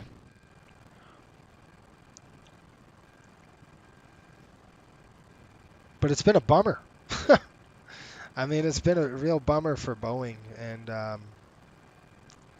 you know, the good news is that nobody has, you know, there's no, well, I shouldn't say that. There hasn't been any fatalities in the United States yet. However, as a safety professional, usually this isn't a good sign. It's systemic. You know, if nothing gets fixed correctly, it could go bad too. Now, remember, this is a new airplane, so new aircraft do generally tend to have gremlins sometimes in the design phase, or when they start getting, you know, and the MAX has been operating for a few years now. Delta 242, You know, so it's not brand new. 126.42. 126.42, Delta 242, good day. Good, sir. American 365, just want to maintain flood level 350. Continue to maintain flight level 350. So Shelton, what happened yesterday? There was a second one that took off from SFO yesterday, a live plane spot on YouTube, caught it. Mike, have a good night. That was the first one from LAX. So was it 2 landing gears from United? Because I'll scratch my head on that one as well. If it's from the same carrier, I'll look at their maintenance procedures and say, all right, what are you doing that Southwest isn't? Are they trying to skip something? Have they done different maintenance practices? Like, what's going on? That I shouldn't say Southwest, that a 737 MAX operator is not doing. And how old are those aircraft versus the aircraft in the fleet? So there's a lot of things I'd kind of take a look at. But if they're the same carrier, yeah, I'd have a go at their maintenance. Maybe their maintenance is off. There might be something like that going on. Who knows? And I'm not saying that that is the case. I'm just saying you would want to look at those things. Maintenance practices, how old the fleet is, how old those aircraft are versus the other aircraft that are same age. Do they show the same wear and stuff like that? It's going to take a bit to get these things hashed out. Okay, the 772 took off from SFO. Had a gear fall off. Oh, that's right. That's right. The tire popped off. That's not a manufacturer, dude. That's not a manufacturer. That is going to be, and it's a 777. So remember, that's Boeing of old. So it's a good airplane. That's maintenance issues. Is what that is. That's somebody didn't put a tire on right. Yeah, but it sucks for United, and obviously the general public doesn't know all that. They just see Boeing and they automatically go to the plane's crap, and that's the furthest thing from the truth with the 777. So it's a great airplane. It's got its track record in there. That's a United issue. That's not a Boeing issue, at least with the tire. I don't know about the landing gear. That's weird. The MAX landing gear that buckled like that. Again, that's what I would look at. So I'm sure they'll kind of look at all that stuff. You know, another thing was how fast was that aircraft taxiing? How fast was that MAX taxiing that buckled? Was it going too fast around the corner? I mean, all those. They're going to look at all those things. Because you're not really supposed to turn those things faster than 15 knots. I don't know how fast it was going. I know it was raining. It was you know, wet. I don't know if there was ice. There's a lot of things that could have happened. I don't know. Usually landing gears just don't buckle on you like that. That's pretty rare. But yeah, it hasn't been good. I mean, I got to tell you, it hasn't been really good for the industry as a whole. But anyway, so folks, hopefully did you watch the F-14 video? Anybody watch? I got a target. Looks like it's 1,000 feet. It's gonna come right over the top of the aircraft. Look at this thing. It's gonna be awesome. I'm gonna try to get you guys a good view of this. All right, we're head on right now, folks. 1,000 feet difference. Look at how cool that is. TCAS is right there. This is called RVSM, folks. Monitor vertical Speed monitor. Yeah, I got you. Yeah, we are clear conflict. Whoa, that was cool. That was pretty sweet. Not every day you get buzzed like that. I like it. At least in that sim. Yeah, they're behind us now, buddy. Nice. So has everybody seen the F-14 video? I don't know if anybody's seen that video yet. I just posted. So basically, let me tell you what we're doing here. 365, contact Atlanta Center 12. Oh man, I forgot the frequency. I'm glad I'm not the only one. 126.42. 113.2. We're going to Bland. So the American 365, contact Atlanta Center 126. we'll do a burn check over Bland. Okay, so we'll do a fuel burn check here coming up. Looks like we might be getting out of the cells just a little bit. We still have some more clouds under us, but you can see we can probably turn off the engine anti-ice now. But I'll tell you what's going on with this thing. 1719, Jacksonville Center, hello. Engine anti-ice off. Okay, we're good there. No, haven't had time to. Maybe after the stream, I'll check it out. Yeah. DeJuan says F-14 is crazy, man. Insane graphics. Don't see that in DCS. Yeah. So what I'm doing, folks, is Fort Lauderdale is having an air show in 3 weeks on May 12th. We're starting to do this show. I've got about 4 or 5 more practice sessions, and I'm continuing to do them. Like probably after we land, I'll do one. And maybe for our members, I might live stream one privately, a practice session where you can see me really screw it up. But the goal is on the 12th, you're not going to see any of those maneuvers generally from the inside of the flight deck. It's all going to be a patron view. So, 5803, contact Jax on, let's see, 127.87. We'll see you later. 127.87. We'll see you, Harry. 127.87. 127.87. I'm going to go back to you down. Hold that thought. But what we're going to do is... 1719, same Mach number. 127.87. Got it. Call him up. Jack Center, Riptide 5803, level 350. Riptide 5803, Jacksonville Center, roger. So, yeah, so it's an awesome birthday gift. Yeah, so if you check out the store, the Coastal Airways store, I have a t-shirt that's made. I'm having a few F-14 shirts made up. One of them is we're gonna do a few air shows throughout the circuit for the year.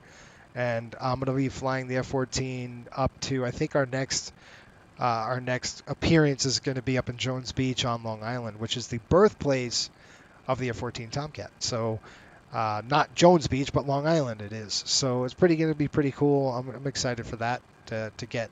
But all these maneuvers that you see in the practice run that you're going to see on the 12th of May, it's going to be like you're actually sitting in the air show, right? We have a beach cam that we'll be able to see all the maneuvers like you are a spectator, which is going to be fun. I thought that would be something entertaining and different. It kind of gets a whole new perspective, or new people coming in maybe looking at, oh, I love the F-14. I want to try that. Just watch it. So fun, just a lot of fun. I think it would be fun for folks, just to see the practice, what goes into it, because it's a lot of practice. I mean, I practice probably 40 minutes a day, every day. I try to get on the stick and practice it, because there's so many maneuvers that you have to learn, and that, all right, how do I reposition from here to here, right? You won't see any of that in the actual air show day. You're not going to see any of it. You're going to see a polished, I hope, like a good show that you'll see. That's the goal anyway. Any clue what's going to be happening at FS Expo? I don't know. Mike, check. 659. Oh, wow. I just thought the AMD died. It's that quiet.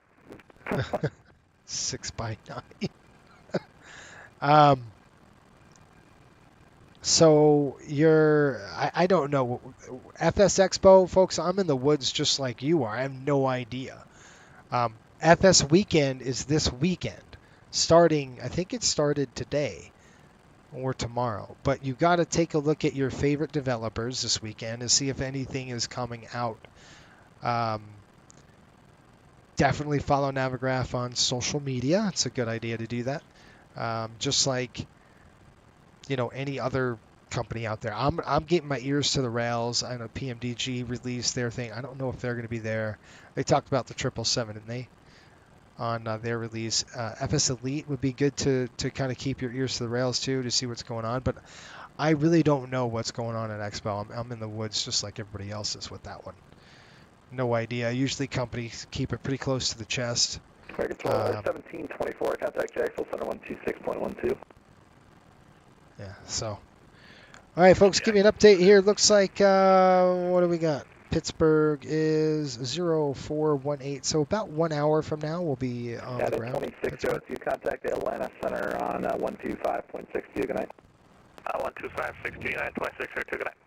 American 845, no traffic is over to you in the Myrtle Beach Airport. You can report your IFR cancellation or missed approach in the air or on the ground on this frequency. Frequency change approved. All right. American 845, we'd like to cancel our IFR right now and switch over to VFR. American 845, roger, IFR cancellation received. Squawk and maintain VFR. Have a good night. Okay. Over to VFR, we'll be scoring VFR. You have a good night too, American 845. So the thing about the DCS F-14 is that it flies so much better than 2020 does. Oh, the flight dynamics. Yeah, that's the thing that really is so much better in DCS, is the flight dynamics. Problem is the graphics in DCS, it's just an old platform now, so it doesn't compare with 2020. So that's why we're using 20. Plus, you can fly all the way around the world in 2020. So, yeah. Anyway, what have you heard? Any rumors for FS Expo? Has anybody heard anything? I know PMDG did their thing with their 777. I don't know when they're going to release it. Did they give a hint? I don't think they gave a hint, did they? I don't think they ever give a hint on when they release stuff. Don't know. But it's going to be cool. That's for sure. I'm looking forward. If you guys go to FS Expo, please let me know. Come and find me. I'd love to meet you, hang out a little bit, chit chat. We're approaching Bland. We've got about 50 nautical miles to Bland. Let's go ahead and pull up the paperwork. We'll do a burn check. I'll do it with you here so we can make sure that we're burning good. Our burns are good. Center will be closing in 10 minutes. 10 minutes on Jack Center. Oh my gosh! If I had cones, they're shot now. My eyes are like, that was bright, right in my face. All right, let's go to. That is not the correct one. I don't know why it said that. That was really weird. Let's try this one. This is the correct one. All right, so we're going to Bland, and we're estimating fuel at Bland at 19.8. Right now, our forecast burn is 20.6, or actual burn. Fuel in tanks is 20.6. Now I get it, we're 42 miles away, but you can start writing this stuff in here. ETA 0342, and estimating right now Pittsburgh at 0417. So it's 1 hour basically, and they say 54 minutes. Excuse me, they say 1 hour and 3 minutes. So that's our ETA, and that's probably looking where we should be. And the winds right now, the winds are pushing 74 knots at a roughly 270 degrees or so, 260 maybe. So pretty much forecasted where we need to be. We're burning a little less than anticipated, which is good. It was a good burn check, and that's about 33 miles to go. So we're on forecast, folks. We got about an hour to go, and we'll take a look at the weather here. Looks like Jax is closing in 10 minutes, and we'll go take a look at the weather. We might get a handoff to up to Atlanta. Actually, we're going to be in Atlanta's airspace, so we'll get a handoff to them. Let's go ahead and take a look at Pittsburgh. Pittsburgh weather says the following. In Jackson Air, JetBlue 2592, 350. 350 at 6 knots, 10 miles visibility. Overcast at 1900. There's your IFR right there. That's what we needed. We needed an alternate because of the ceilings. We didn't have the ceilings. We had the visibility, you just didn't have ceilings. Temperature's 2.3. Altimeter is 296. Looks like they are landing. I gotta go get me a drink here in a minute. I'll get you some water. They're landing 28 left and 28 right at Pittsburgh. Oh, mama. 2.8s. Oh, I like that. I don't think we've ever landed the 2.8s. That'll be fun. I'm assuming 2275 crash majority at a maintain flight level 210. I got to take a look at see what where we're going here. Is that for Southwest 2277? Shelton says, how's Utah 1 and the Hawaii's livery doing? They're doing awesome. They're done. So Utah 1 has been released to the staff. Southwest 1981. We'll go ahead and let him know we're flying together. He still is on the old frequency. They never pushed him, so I'll let him know to switch to yours. Well, okay.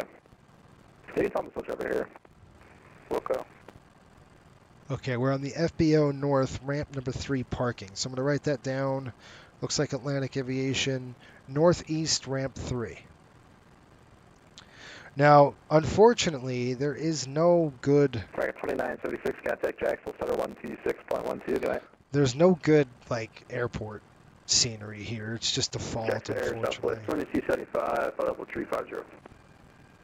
2275, Jackson, Roger. Okay, so Northeast Gate 3, I kind of wrote that down where the FBO is. Yeah, Shelton, we've got the liveries done. I'm looking forward to releasing the ETOPS. The ETOPS route is coming out soon. So, I'm hoping by the end of next month. So I still need to do a few more pages on the EFOM, and then I could release the training. The training's done. We got to get the training out to the staff, and we got to get a new manual revision. So for ETOPS, so all that'll be written in there. It's almost done. I'm so close to doing it. I keep putting it off. I just got to do it. I just got to buckle down and do that. So when's coastal profiles grow more, will the company think about buying a 73900? We already are thinking about a 900. To replace the MD-80, because the MD-80 cannot go long distances. We had 2 of our 80s, and they're getting older. They're old aircraft. They're burning a lot of oil, and we almost had 2 in-flight shutdowns the other day with the oil. Long flights over 4.5 hours tend to not do so well with us because of the oil quantity situation. So the manufacturer says, if you're getting low on quantity, you got to do an engine shutdown, essentially, to save the engine from seizing up. Washington Center 126.87.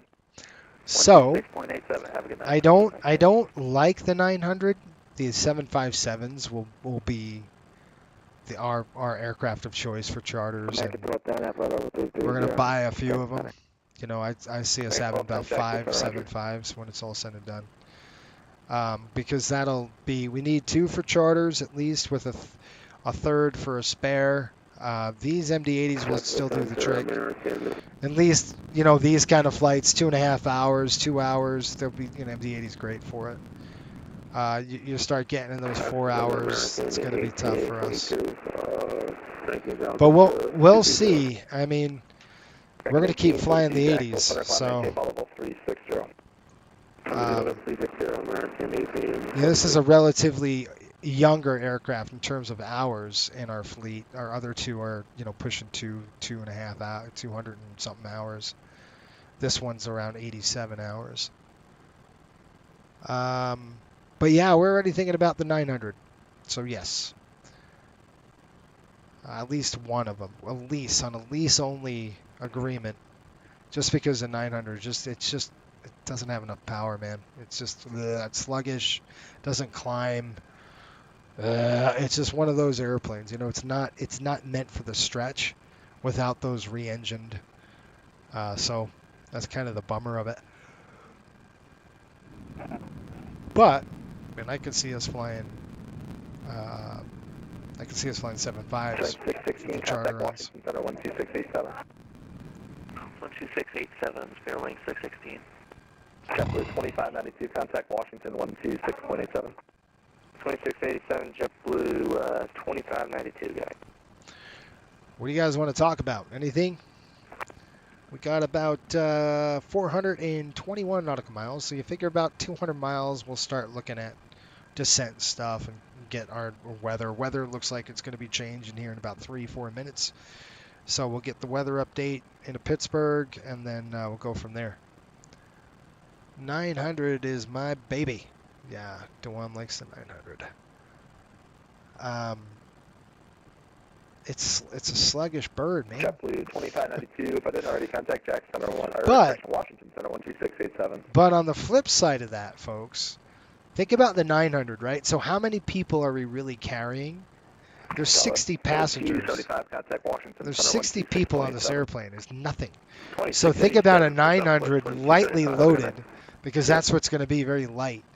That thing would probably have great performance with that amount of weight. 3 contact Atlanta Center 125.62. Good night. Over to Atlanta 125.62. We'll see a Riptide 5803. 125.62 Atlanta Center 125.62. 125.62.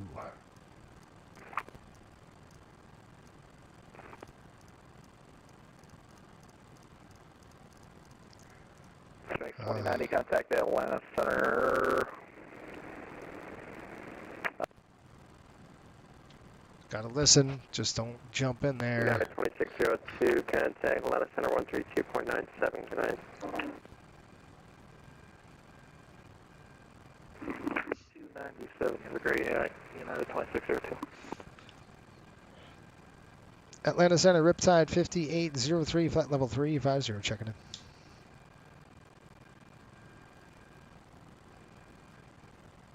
He's probably going, who?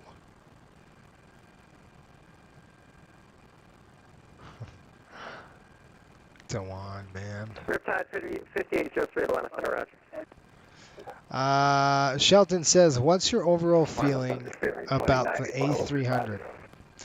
I think it was well done. It's foreign to me. Like the MCDU is really weird. on you know, you just go to a page in the FMC and it like changes the mode on you, which I don't like. It's just weird. I'm not a fan of that. But yeah, the 300 it was cool. It's a good airplane.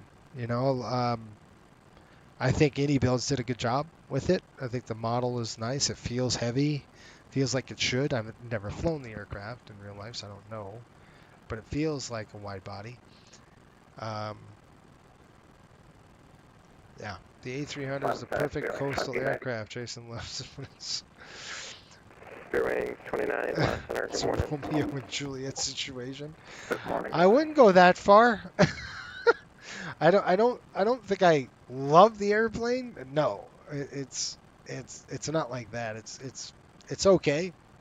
I'm not like a giddy and excited. I am for the 7.5. That's one of those airplanes I'm really excited to fly and to learn and stuff like that. That I'm looking forward to.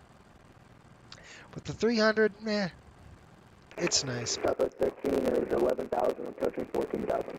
It's not enough to change the fleet and stuff like that for, that's for sure. That's not even in our scope. Not right now, it isn't. I mean, think about the summertime. So let's look at this. Let's look at how about this? Let's look at the schedule.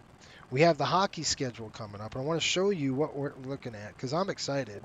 Yes, we have the playoffs, and I don't know where we're going to be flying. I hope it's somewhere close. It should be in the Northeast somewhere, I hope. So we'll see.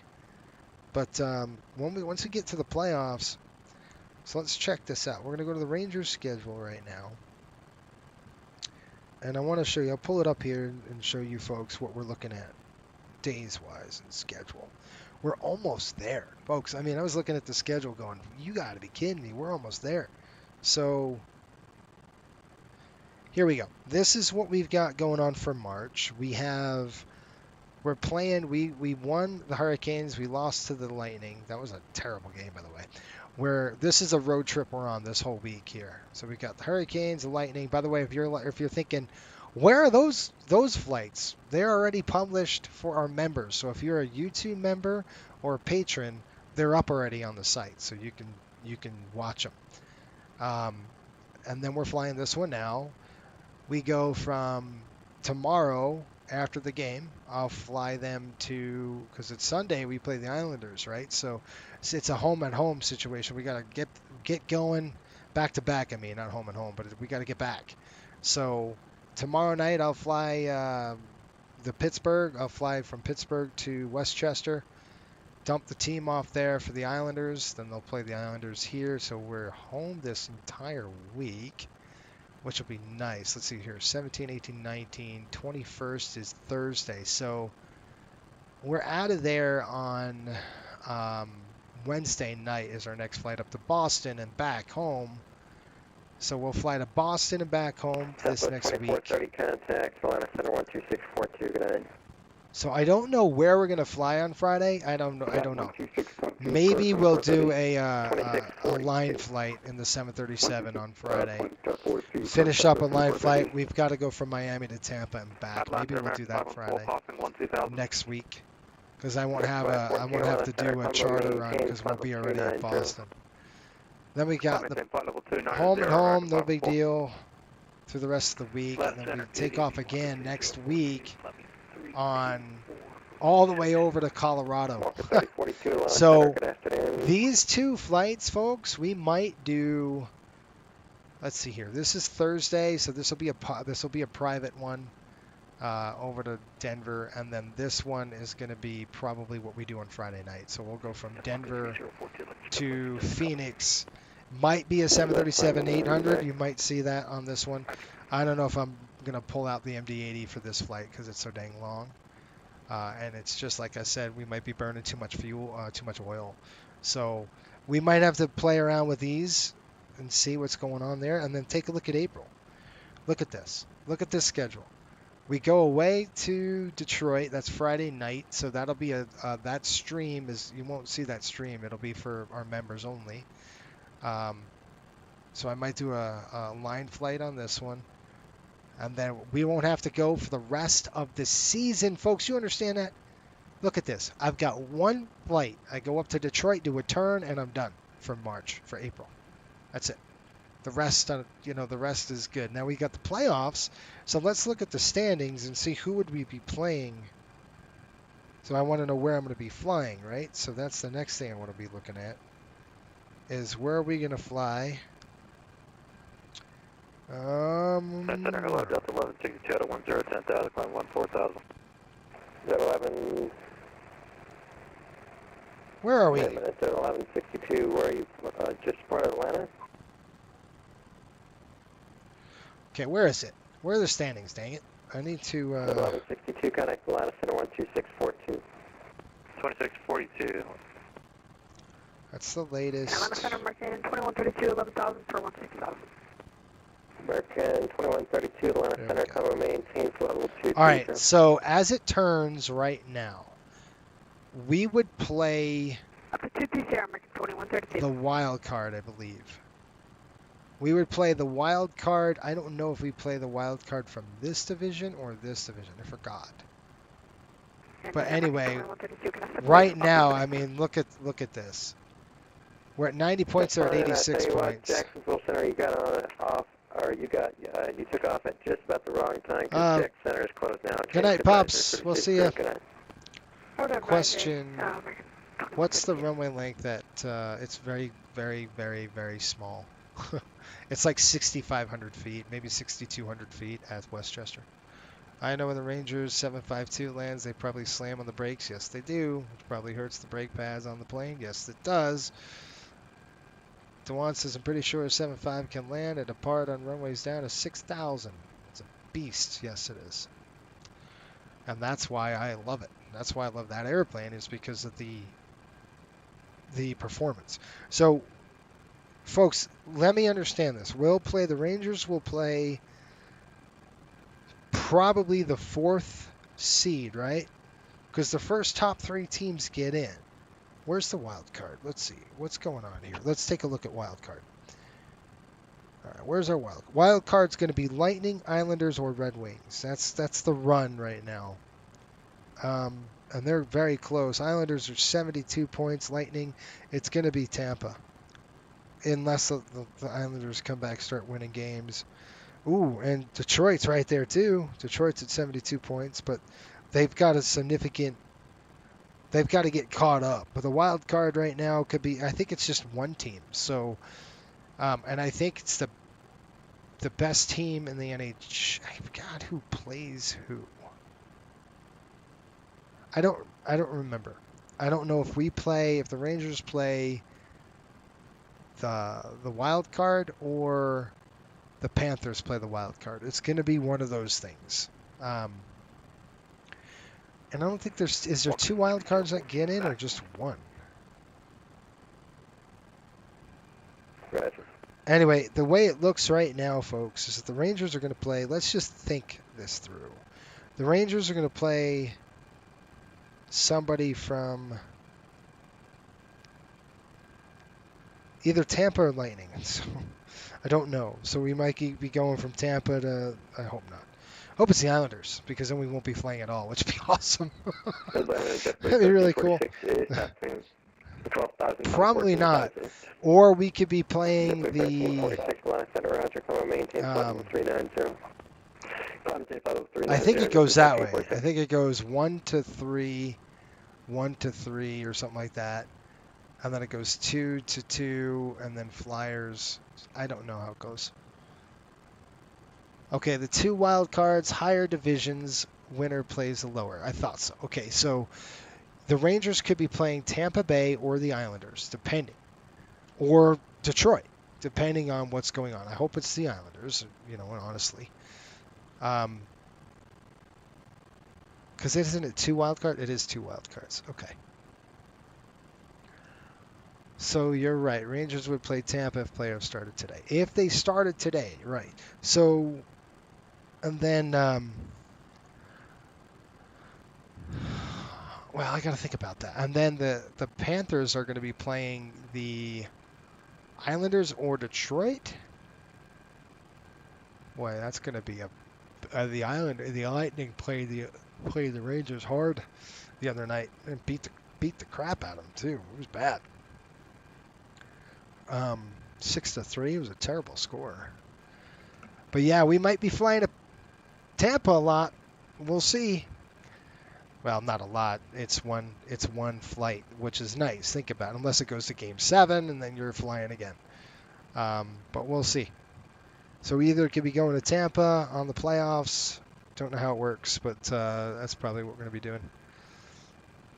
Yeah, Paul says scared of Tampa. Yeah, they played a good game, man. Matter of fact, I turned it off third period when they blew them out. I'm like, done. They're not coming back. They played, they played a really tight game. They played a great first half. First half of the game was great on defense. They were really good.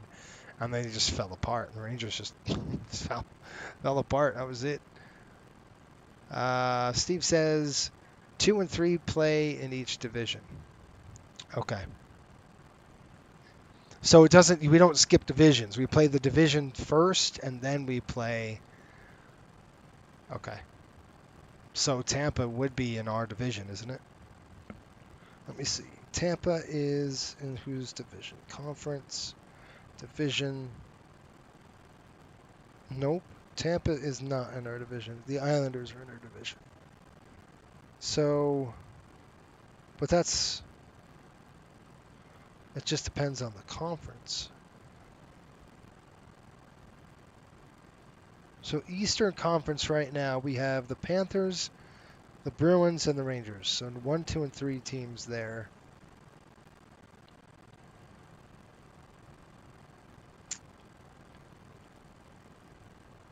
I mean, we still have a few more games to play before it's all said and done. But yeah, it's either Detroit, the Isles, or Tampa. How's that? That's all I know. Could be one of those, and I'm really hoping it's the Islanders. First of all, it's a rivalry game. Second of all, I won't have to fly anywhere, which would be great. Yeah, only time divisions don't matter if they're in a wild card. Gotcha. Hello. Our first period last night may have been the best period of the season. I think so. At least offensively, they played great.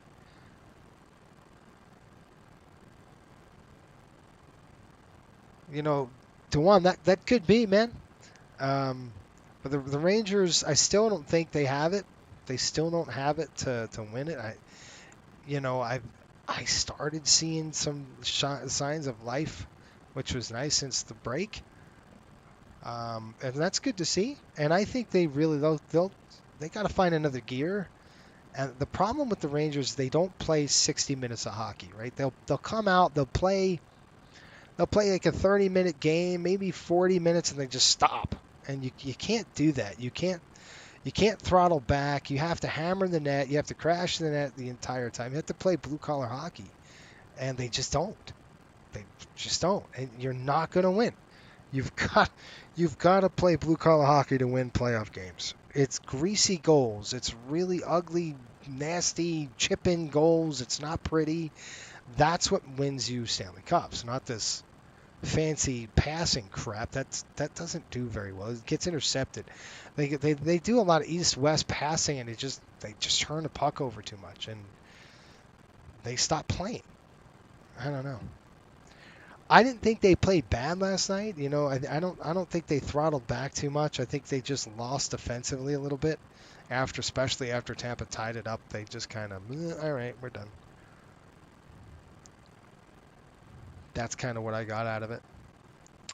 All right, folks, we're going from Atlanta over to Washington. That means we're closer. And Washington is not online. So what we'll do is when we get dumped off, I will hit the lav really quick. I'm going to stretch my legs. We've got approximately 175 miles to top of descent. I don't know if I'm going to have time to get up. Let's see. Demi 5. We're coming in from where? LaJoy. Oh, I gotta look to see where we're coming in from here. Lund? No. We got Reeks. LaJoy. Okay. We're coming in from LaJoy, and I'll show you what that looks like here on the chart because I'm talking to nothing. So let's click this, and then we're going to click Kilo PIT Pittsburgh. We'll go ahead and get a weather update. So here comes Pittsburgh. I'll lock that in there, and we will lock in the star. That's the Demi 5 right there. We'll go ahead and click that. All right. So LaJoy transitions right here. We're going to go to LaJoy. Please, Nesto. And the cool thing is we're going to be landing the 2.8s. So we're going to come up on this track to Lambert, and then we're going to head over here, and then we'll probably get vectored over here. We'll just vector ourselves. Washington is not online. I believe this is Cleveland Center, maybe? Cellular American 385 at Charlotte with -8. Yeah, it's Cleveland Center. Oh, Charlotte. And they are online, so we'll see. We might get vectored in there. Anyway, that's probably what we'll do. We'll go to the 10.9 for the 20.9, sorry. Once we land, we're probably going to take 2.8 left or 2.8 center. I'd rather 2.8 center. It's going to be closer taxi. We'll probably get off on Echo 2, then taxi back, Sierra. Come across here all the way up through this. This is, what is all this? De-icing pads. And then we're going to be parking right around here somewhere. All right, that's the plan anyway. And let's go ahead and pull in an approach. Promise I don't know which runway we're going to fly yet. So we set the 2.8s, didn't we? This is the ILS localizer. Yeah, that's fine. 2.8 right. I don't want to do that. We want 2.8 left. Coming up from the bottom, so 2.8 left would be cool. Kind of keeps us away from everything. Let's just lock that in there. Doesn't mean we're going to do it. It just means I'll lock it in there, and we'll plan on that. Let's go ahead and take a look at the weather report now. Anyway, that's the plan anyway, and let's go and program that in our FMC. That we're going to be at Nesto at 10,000 feet here, and we'll tell it we're landing 2.8s. We've got a master caution. Center fuel pumps are coming off. Check. We're burning now burning main tanks. All right, so back down to the FMC, folks. All right, everyone in the air and on the ground. We've just been trying to coordinate when we're going to close and everything, so I think the next 5 minutes, but fortunately everyone's in their crews, so it won't matter. Let me just get y'all to where you need to go. Riptide 5803, Live Aerospace, Washington Center offline. Have a nice night. Hey, we'll see you. Thanks a lot. United 1697, Washington Center is offline. Live Aerospace, change supervisors approved. Have a nice night. Have a good one. Spirit Ratings 29, you live in aerospace. Well, you're still in my aerospace actually, but when. Okay, 122.8. Let's take a look, see what we got going on here. We're going to be crossing the Demi 5. I want to do Nesto at 10,000 feet. So Nesto 10,000 is set. We're going to be doing up and around. See how it says us to Penguin then Rivers? We don't want to do that one. We want to do the other one. So we've got a weather update coming through Pittsburgh. So right now Pittsburgh is reporting 27 minutes ago, they're reporting winds 340 at 7 knots. So hang out for a minute. I'm going to write all this down. And we're going to get ready for our descent. All right. Pittsburgh reporting winds 340. If I can.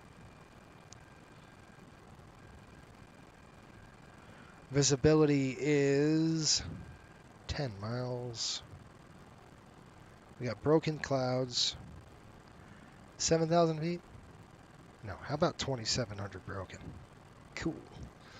Broken at 45. Temperature coming in at 8, dew point 2, altimeter 29er. Runways, we're going to be landing on 28 left or right. There we go. And then gate we said was 3, I think. Yeah, northeast 3. Okay.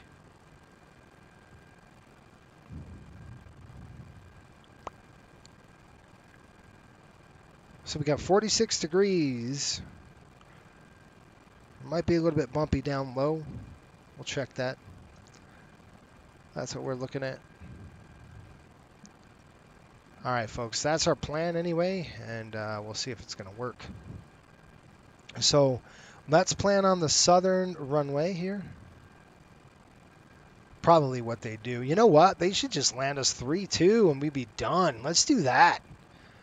Let's plan 3-2, even though they're not landing there. Why couldn't we? Why couldn't we try it?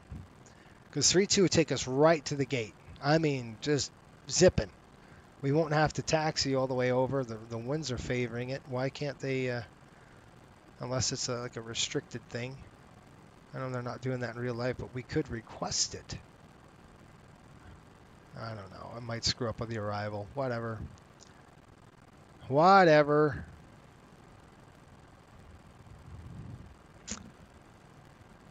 We'll just stay the way it is. How's that? Okay. So let's go down here. We're going to click arrivals and departures. We're going to do 28. What did I say? Crud. What did I say? 28 something? 28 left, right? 28 right, left? 28 left. That's what I meant. 28 left. That's what I meant. Yes. Okay. 28 left. We're just going to write it in there. Runway 28 left. Good. So let's come back over here, and I will put that right there on the ILS. And you can see what transition we want. And I don't know. We can go to Petey, I guess. We'll go there, click execute, and we'll go to the legs page. So now we've got Isla, Ewis, Rix, LaJoy, Pels.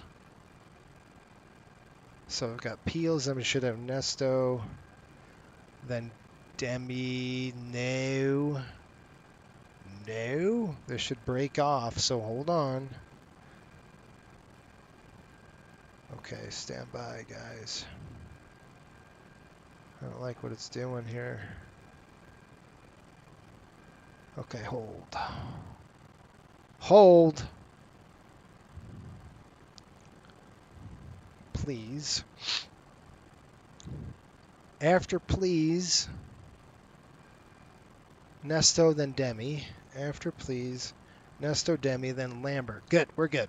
And that kicks us to the north. And that's 6,000 and above. So we're good with that. Then Stiller, vectors, and I'm good with all that stuff right there. Okay. Progress page coming in. We've got 111 miles top of descent. It is a coming. Okay, what I'm going to do is I'm going to stand up for a minute and hit the lav. I'll stretch my legs, get a drink, and I'll be back. How's that? And we can get ready for this approach. I'm going to descend. I'm not going to descend, but I'm going to call this thing down to 10,000. Just in case I'm not back by then, we have it ready to go. What are you doing? Why are you doing what you're doing? There we go. That should not react that way. I don't know why you're doing that, you stupid airplane. Don't do that. Okay, I'll be right back. Here comes the wing view. Which one do you like? The engine there? Alright, I'll be back, folks.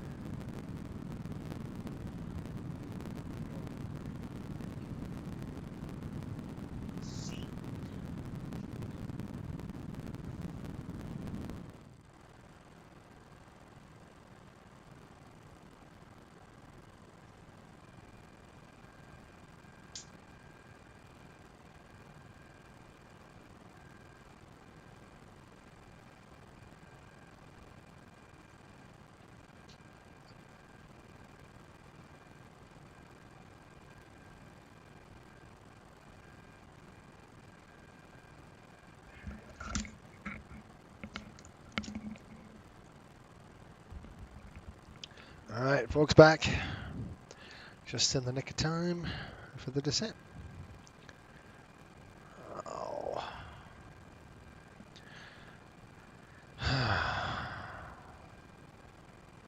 There we go. Okay, I'm going to turn this off. Give me a second.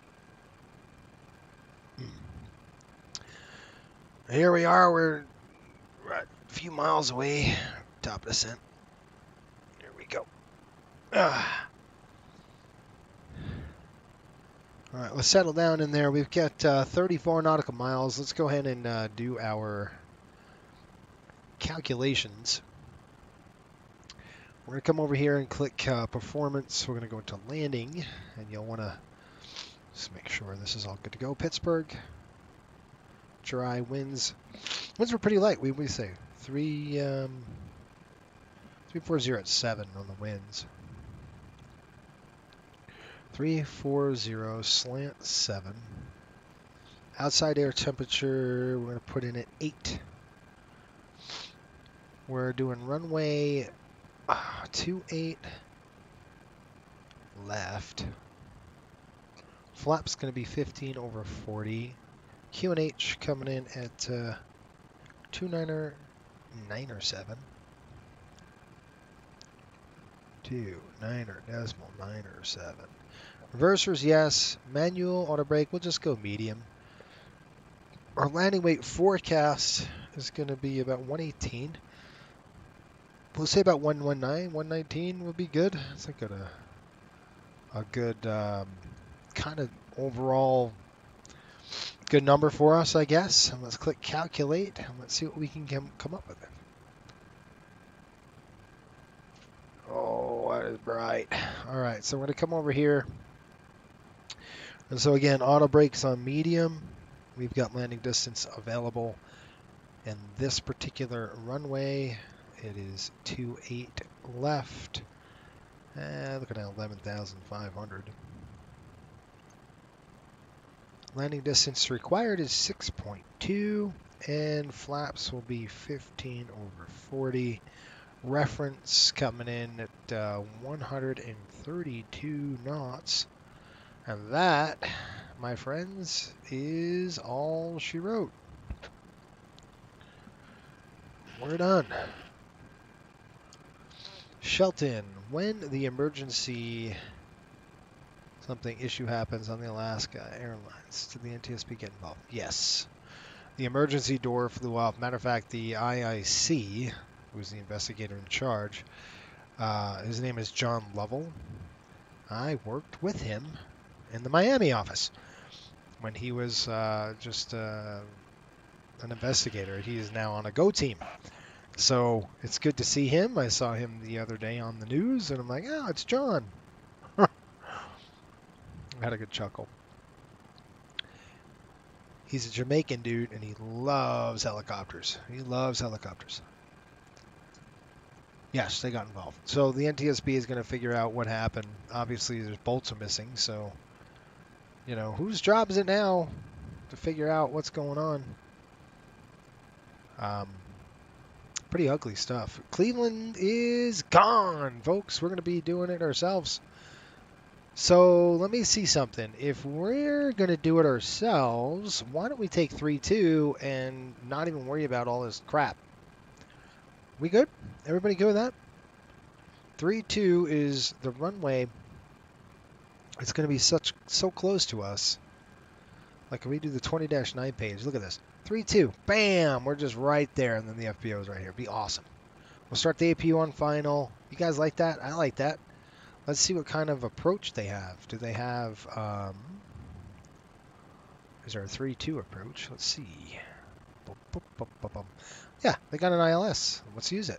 Let's go right there. That would be cool. Okay. We'll go runway 32 and just fly right into that, folks. I like it a lot. It's a good plan. That's going to save us a lot of taxi time and air time and all that good stuff. So let's go gruns. Let's go, let's do a little change up here. Now I know we're going to still fly the Demi 5. I think once we hit gruns, we're going to continue. That's where we're going to we're going to just go 3-2. All right, we're going to change it. Let's go to legs page, arrivals, departures page. I'm going to go 3-2 on the LS. Grun's transition, and then execute. Let's see what happens. The airplane might do something dumb. So we got Leroy, please, Nesto, Demi, Gruns, and that is it. Gruns in the scratch pad, Gruns over here, execute that. There it is, folks. We're probably high. Yes. There we go. On the way down. Let's go to reset that. All right, done.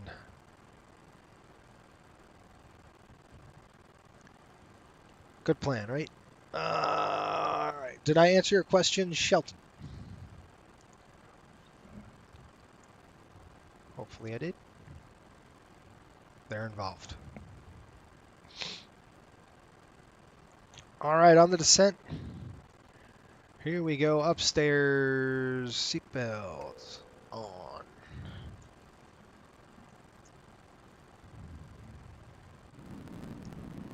All right, now we're gonna have to tune into the CTAF frequency, or essentially their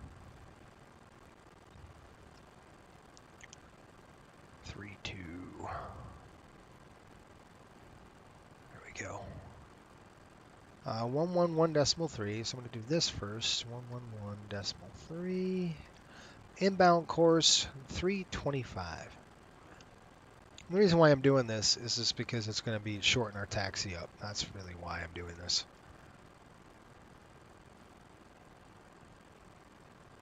Right now it's very early in the morning there. It's probably just a 1 o'clock in the morning. It just hit. Let's see here, 04. What time is it now? It's 3:38, so 3.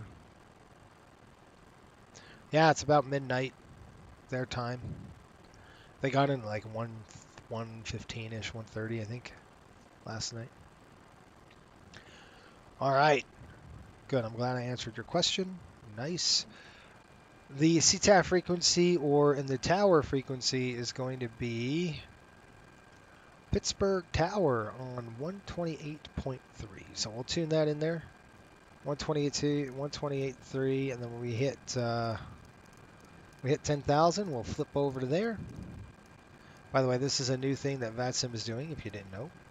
They're piloting this program where they're not just doing 122.8 anymore. You know, every airport's going to have their own common traffic advisory frequency, just like the real life. You know, obviously Pittsburgh wouldn't close, so anyway, let's go ahead and shut this off. Engine sync's coming off here. We are depressurizing, coming down on the cabin. That's good. I just want to make sure this is correct, so let me just check the landing altitude. We've got a landing altitude. Oh, how about 1,200? 1,200 feet, dude. Sorry, so I'm going to go check this right now. Let's go 1,200 feet. There we go. Right there. 1,200 feet with a altimeter setting of 299.7. And that's why we do that now, is just kind of just verify, check everything. That's one of the things you want to do on your flows. Okay, that's good. Now that's set. You're going to come down here, and we're going to throw the hydraulic pumps on. 1, 2. And that just helps pressurize it, make sure there's no air bubbles in it or anything like that. That's why they do that. Okay, and then we're going to run our checklist when we get a little closer. Down the slope. Okay, 325 on the inbound heading, inbound course, 111.3. That's all set, ready to go. I'm going to come down here and plug in our ILS course. There we go. Making sure we could hear that. And we'll get ready for the checklist here shortly.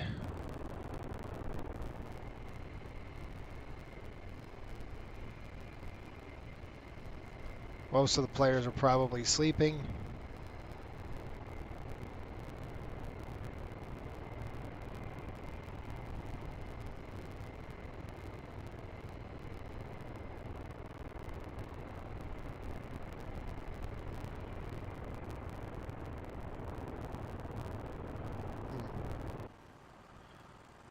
Feels like this is super bright. I don't know.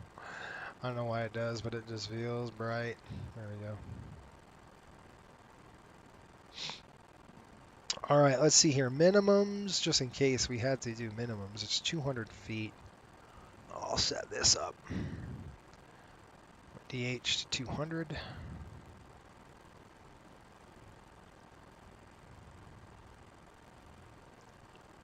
Coming up there, this is going to be 1,000-ish.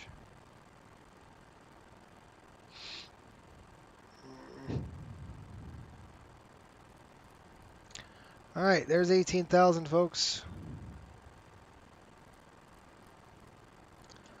Come over here. We'll go ahead and set our lighting up first. Start on your overhead panel, then we work down just like a flow. So we're going to come up here. We'll throw the logo light on. All right, coming across. This light's coming on. This light's coming on. This light is already on. That light is on. All right, checklist.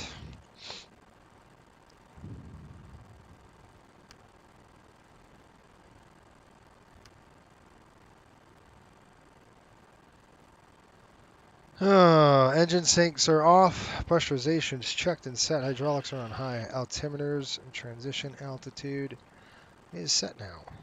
Landing data and airspeed bugs are set and checked.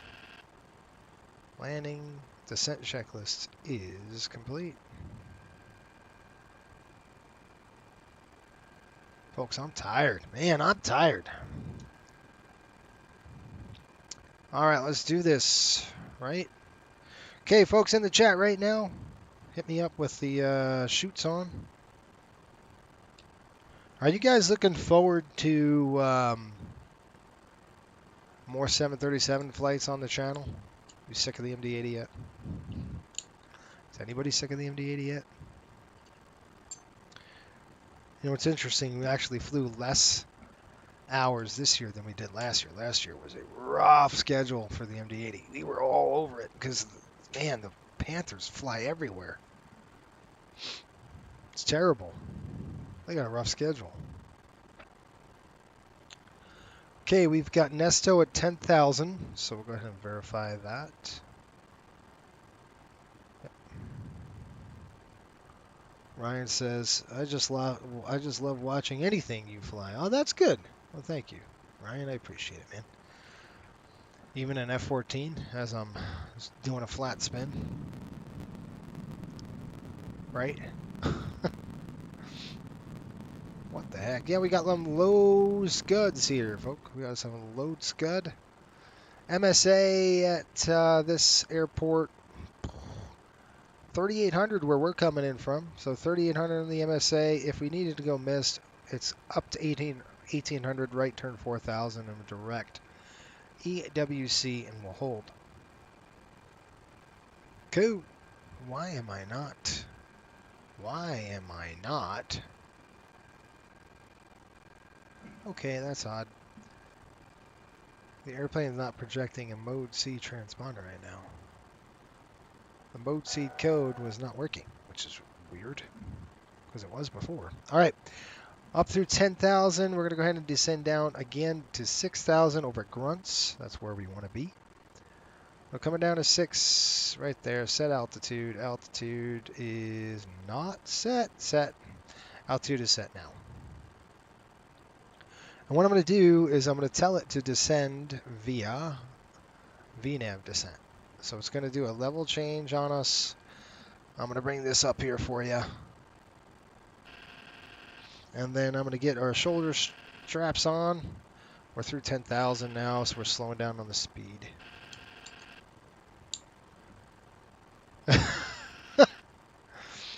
Yeah, or moving the... What? Oh, mowing the grass with an Airbus. Yeah. Hey, you know, for my defense, that Airbus video, they told me, they said, can you deliver this on to the ship? And I said, yeah, no problem. We got this, man. We'll deliver your packages on the boat. There's a boat just docked off the runway there on JFK, and that's why I did that. So that's the reason why I say, you know what? Good reminder. I'm going to check my nose wheel tiller right now just to make sure it's centered, and it is. Thank you, Ryan, for that reminder of how awesome that was. I tell you what, I laughed so hard at Scott. Scott said, come for a flight and see the NTSB, see the NTSB report at the end. I thought that was hilarious. Oh, I love it. That's funny. That was a good time. If you guys are wondering what the heck Ryan's talking about, gotta watch the last stream last week where I flew the Airbus and for 1,000th sub. If you haven't seen it yet, you'll love it. Especially check out the landing. We really biffed it. It was my nose wheel tiller was turned wrong, and of course, you know, I'm slamming on opposite rudder, nothing's happening. And then I just said, yeah, they wanted the packages delivered there right by the beach. I mowed the grass, the trees, the shrubs. I mean, I think we got everything on that landing. That was fun though. That was a fun flight. Good time. I didn't know what I was doing. I'm like, I don't know what I'm doing here. This is a foreign airplane to me. What's it want me to do now? Well, let me call him up. All right, I gotta flip. I gotta work, dude. I gotta run checklists and work here. Flipping that over here. Coming over, descent, engine sync, pressurization. Got that before landing. No. All right, we're good. Pittsburgh traffic, Riptide 5803, setting up for runway 32 on the landing here, about 15 miles out, Pittsburgh. Beep, beep, beep, beep, beep, beep, beep, beep. You can tell I'm tired, because I'm like, I'm tired. It's really hard. Imagine flying this. Man, you'd be like, it's 1 o'clock in the morning right now. It's always pushing 1 o'clock in the morning. On like local time, you'd have to almost sleep. That's the cool thing with us. Like if we're in a nice hotel tonight, which is cool, and you know, we could sleep until 1 o'clock, 2 o'clock in the afternoon. Go watch a hockey game at Pittsburgh, and then there you go. All right, here we go, 4,000 and above. We're on final. How you like me now? Here we go, 3-2, lining up. 6,000's a little too early. So we're going to go down to 4. There we are. ILS, let's go ahead and lock it up. Let's see if it actually does its job. All right, I'm coming in. The MD-80 sometimes struggles with this. Coming down, alpha speed, I know it is. Spoilers. What is these things? Whatever those are. Slats.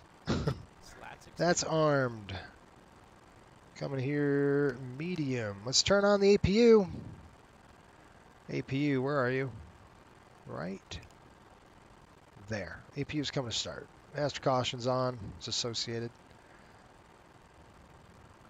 Brakes. Ah, crap. What's the temperature? 8 degrees. Dang it. Engine anti-ice. Here we go.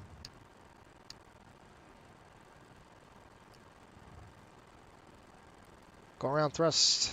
Set on the bugs. There's 5,000. Keep on trucking. Weiler's at 4. 4,000 set. It is not. 4,000 is armed.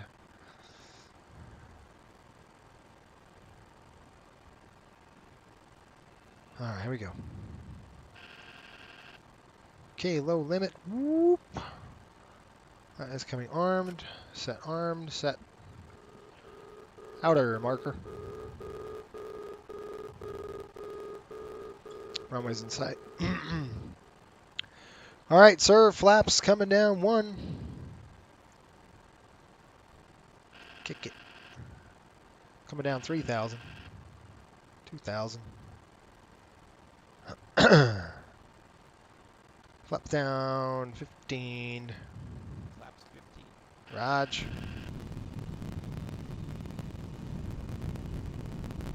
Just a walk in the park, Goose. Oh, wrong aircraft. Sorry. Wrong aircraft. Sean says, speaking of Pittsburgh and the Rangers, maybe the fans will get the Yager bobblehead I think the Rangers stole on the way into town. Nice. Did they really steal it? That's hilarious. I know. I can't do this. The airplane don't like it. All right, gear down. Arm. Arm. What the heck? Don't want to do that. Lap 28. Speed coming down. Alpha speed. No, it's not. Here we go. Flap 40. Straight up. Flap 40 checklist, please. Yeah, before landing. Landing gear down. 3 green. Ignitions on. Bravo. Spoilers and ABS. Spoilers are set. ABS is not armed. Stupid thing. I'm going to arm it. Stop moving. Stop moving. Oh my gosh. Killing me, Smalls. There we go. Okay. Flaps and slaps set. 40-40 green light. Let's go. I got the runway in sight. No HUD tonight. I was a poet. I didn't even know it. That's hilarious. I just rhymed. You guys got to give me a like for that. I just rhymed. I didn't even know I was rhyming. That's awesome.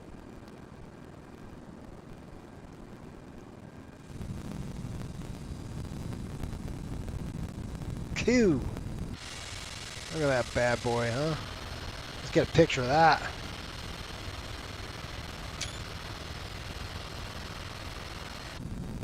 I need to go in the cockpit. I feel like the airplane's not doing what I want it to do. 2,000 feet. 1,000. My plane. My plane.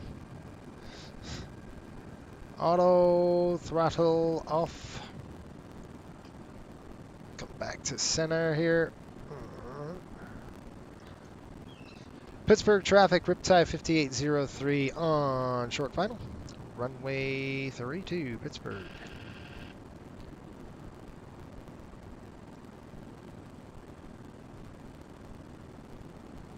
Right up and down the runway, folks. Dang it. Weather radar's on. Somebody has to tell me how we turn that thing off. I don't want that on. There we go. All right, getting slow on the speed, bringing it up. Check.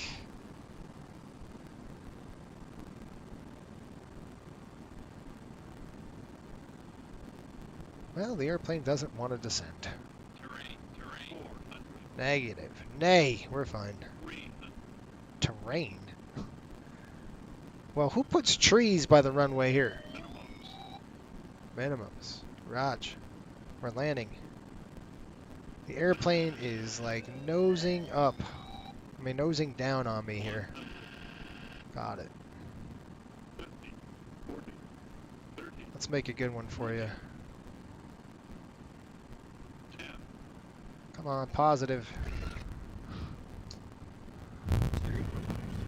To reverse.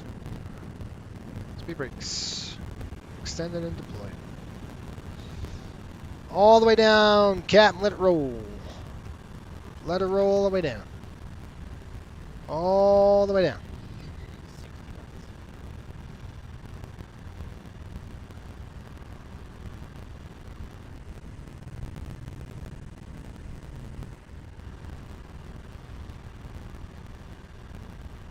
Get off on November 4.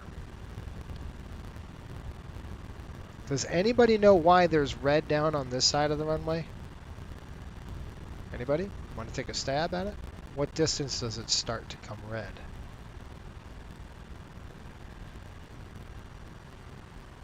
Does anybody know that little gem of a question?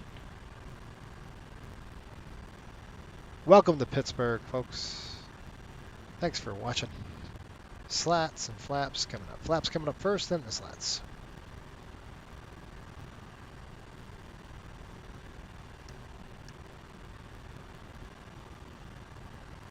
APU's on. We're good.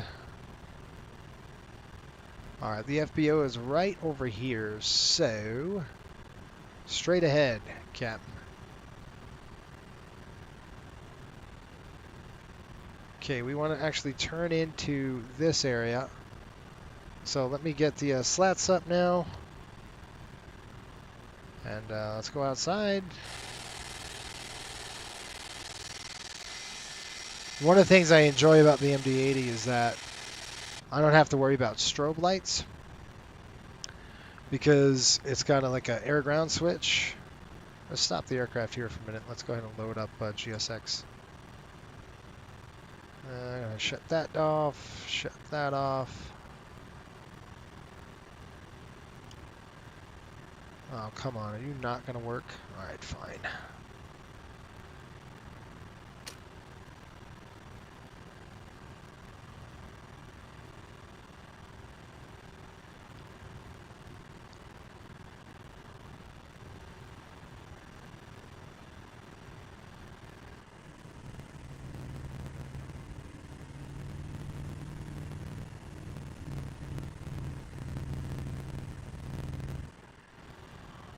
All right, we be jamming.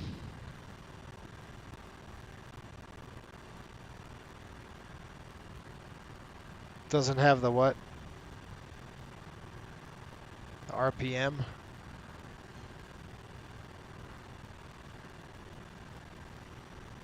APU gen's off. Okay. All right, we're gonna pull it in straight in. Man, it's can't see a thing. It's over here somewhere.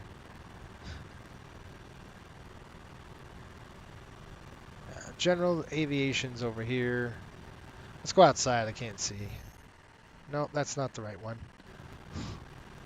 This is the right one. Yeah, it's something like this.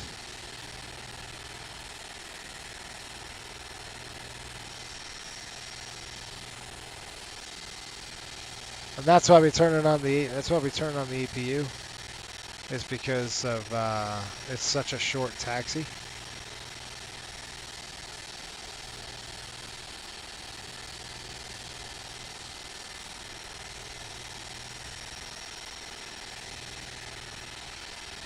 That's good right there. We're away. Stop. Okay, brakes on.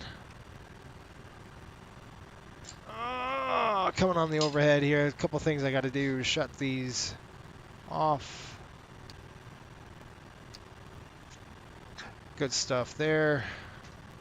Okay, hold on. Let's shut down the engines. We're burning precious fuel. Okay, coming down. Number 2. Number 1. All right, cover your eyes. It's going to get bright. That's coming off. Seatbelts.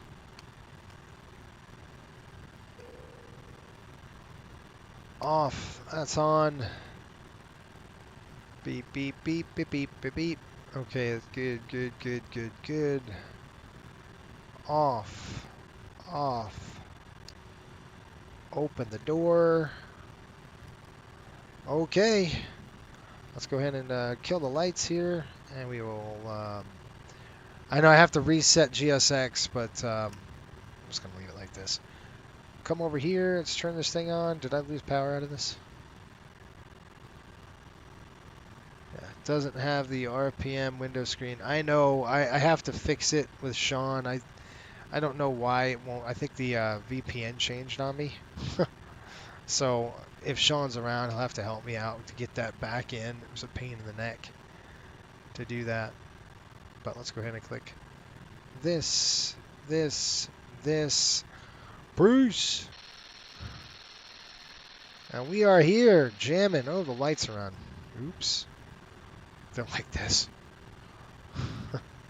Shut it off, dude. Turn it off.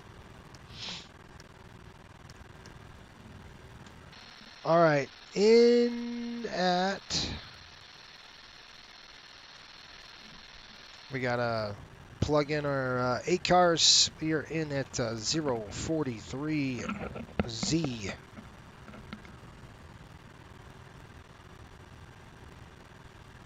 What is it? 31Z. I don't know why I said 41. That was dumb. Hydraulic pressure still up. Oh. Off.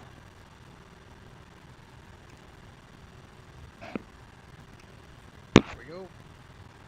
And our oil is 14 over 14.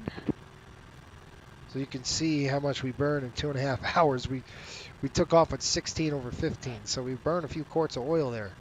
Welcome to JT8s, man. Oil hydraulic is 14 over 13. That changes a lot because of the... look at how much fuel we landed with. Look at that. And that's typical because of the... we had an alternate, right? So 7750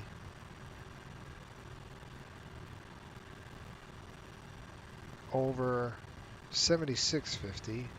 Center tank 0 gives us a total of 15,650 pounds of fuel. I was just about to ask ACARS. Yeah, let's go ahead and turn on the ACARS, turn off the ACARS, or whatever we're doing. Right here, this is our route of flight. This is where we did the whole thing, so we're just going to click this, and it'll tell us. Let's see what we got on ACARS on how our landing. How do we do on our landing? How about 121 feet a minute? That's pretty darn good. We'll take it. I've got to get that to work. 73.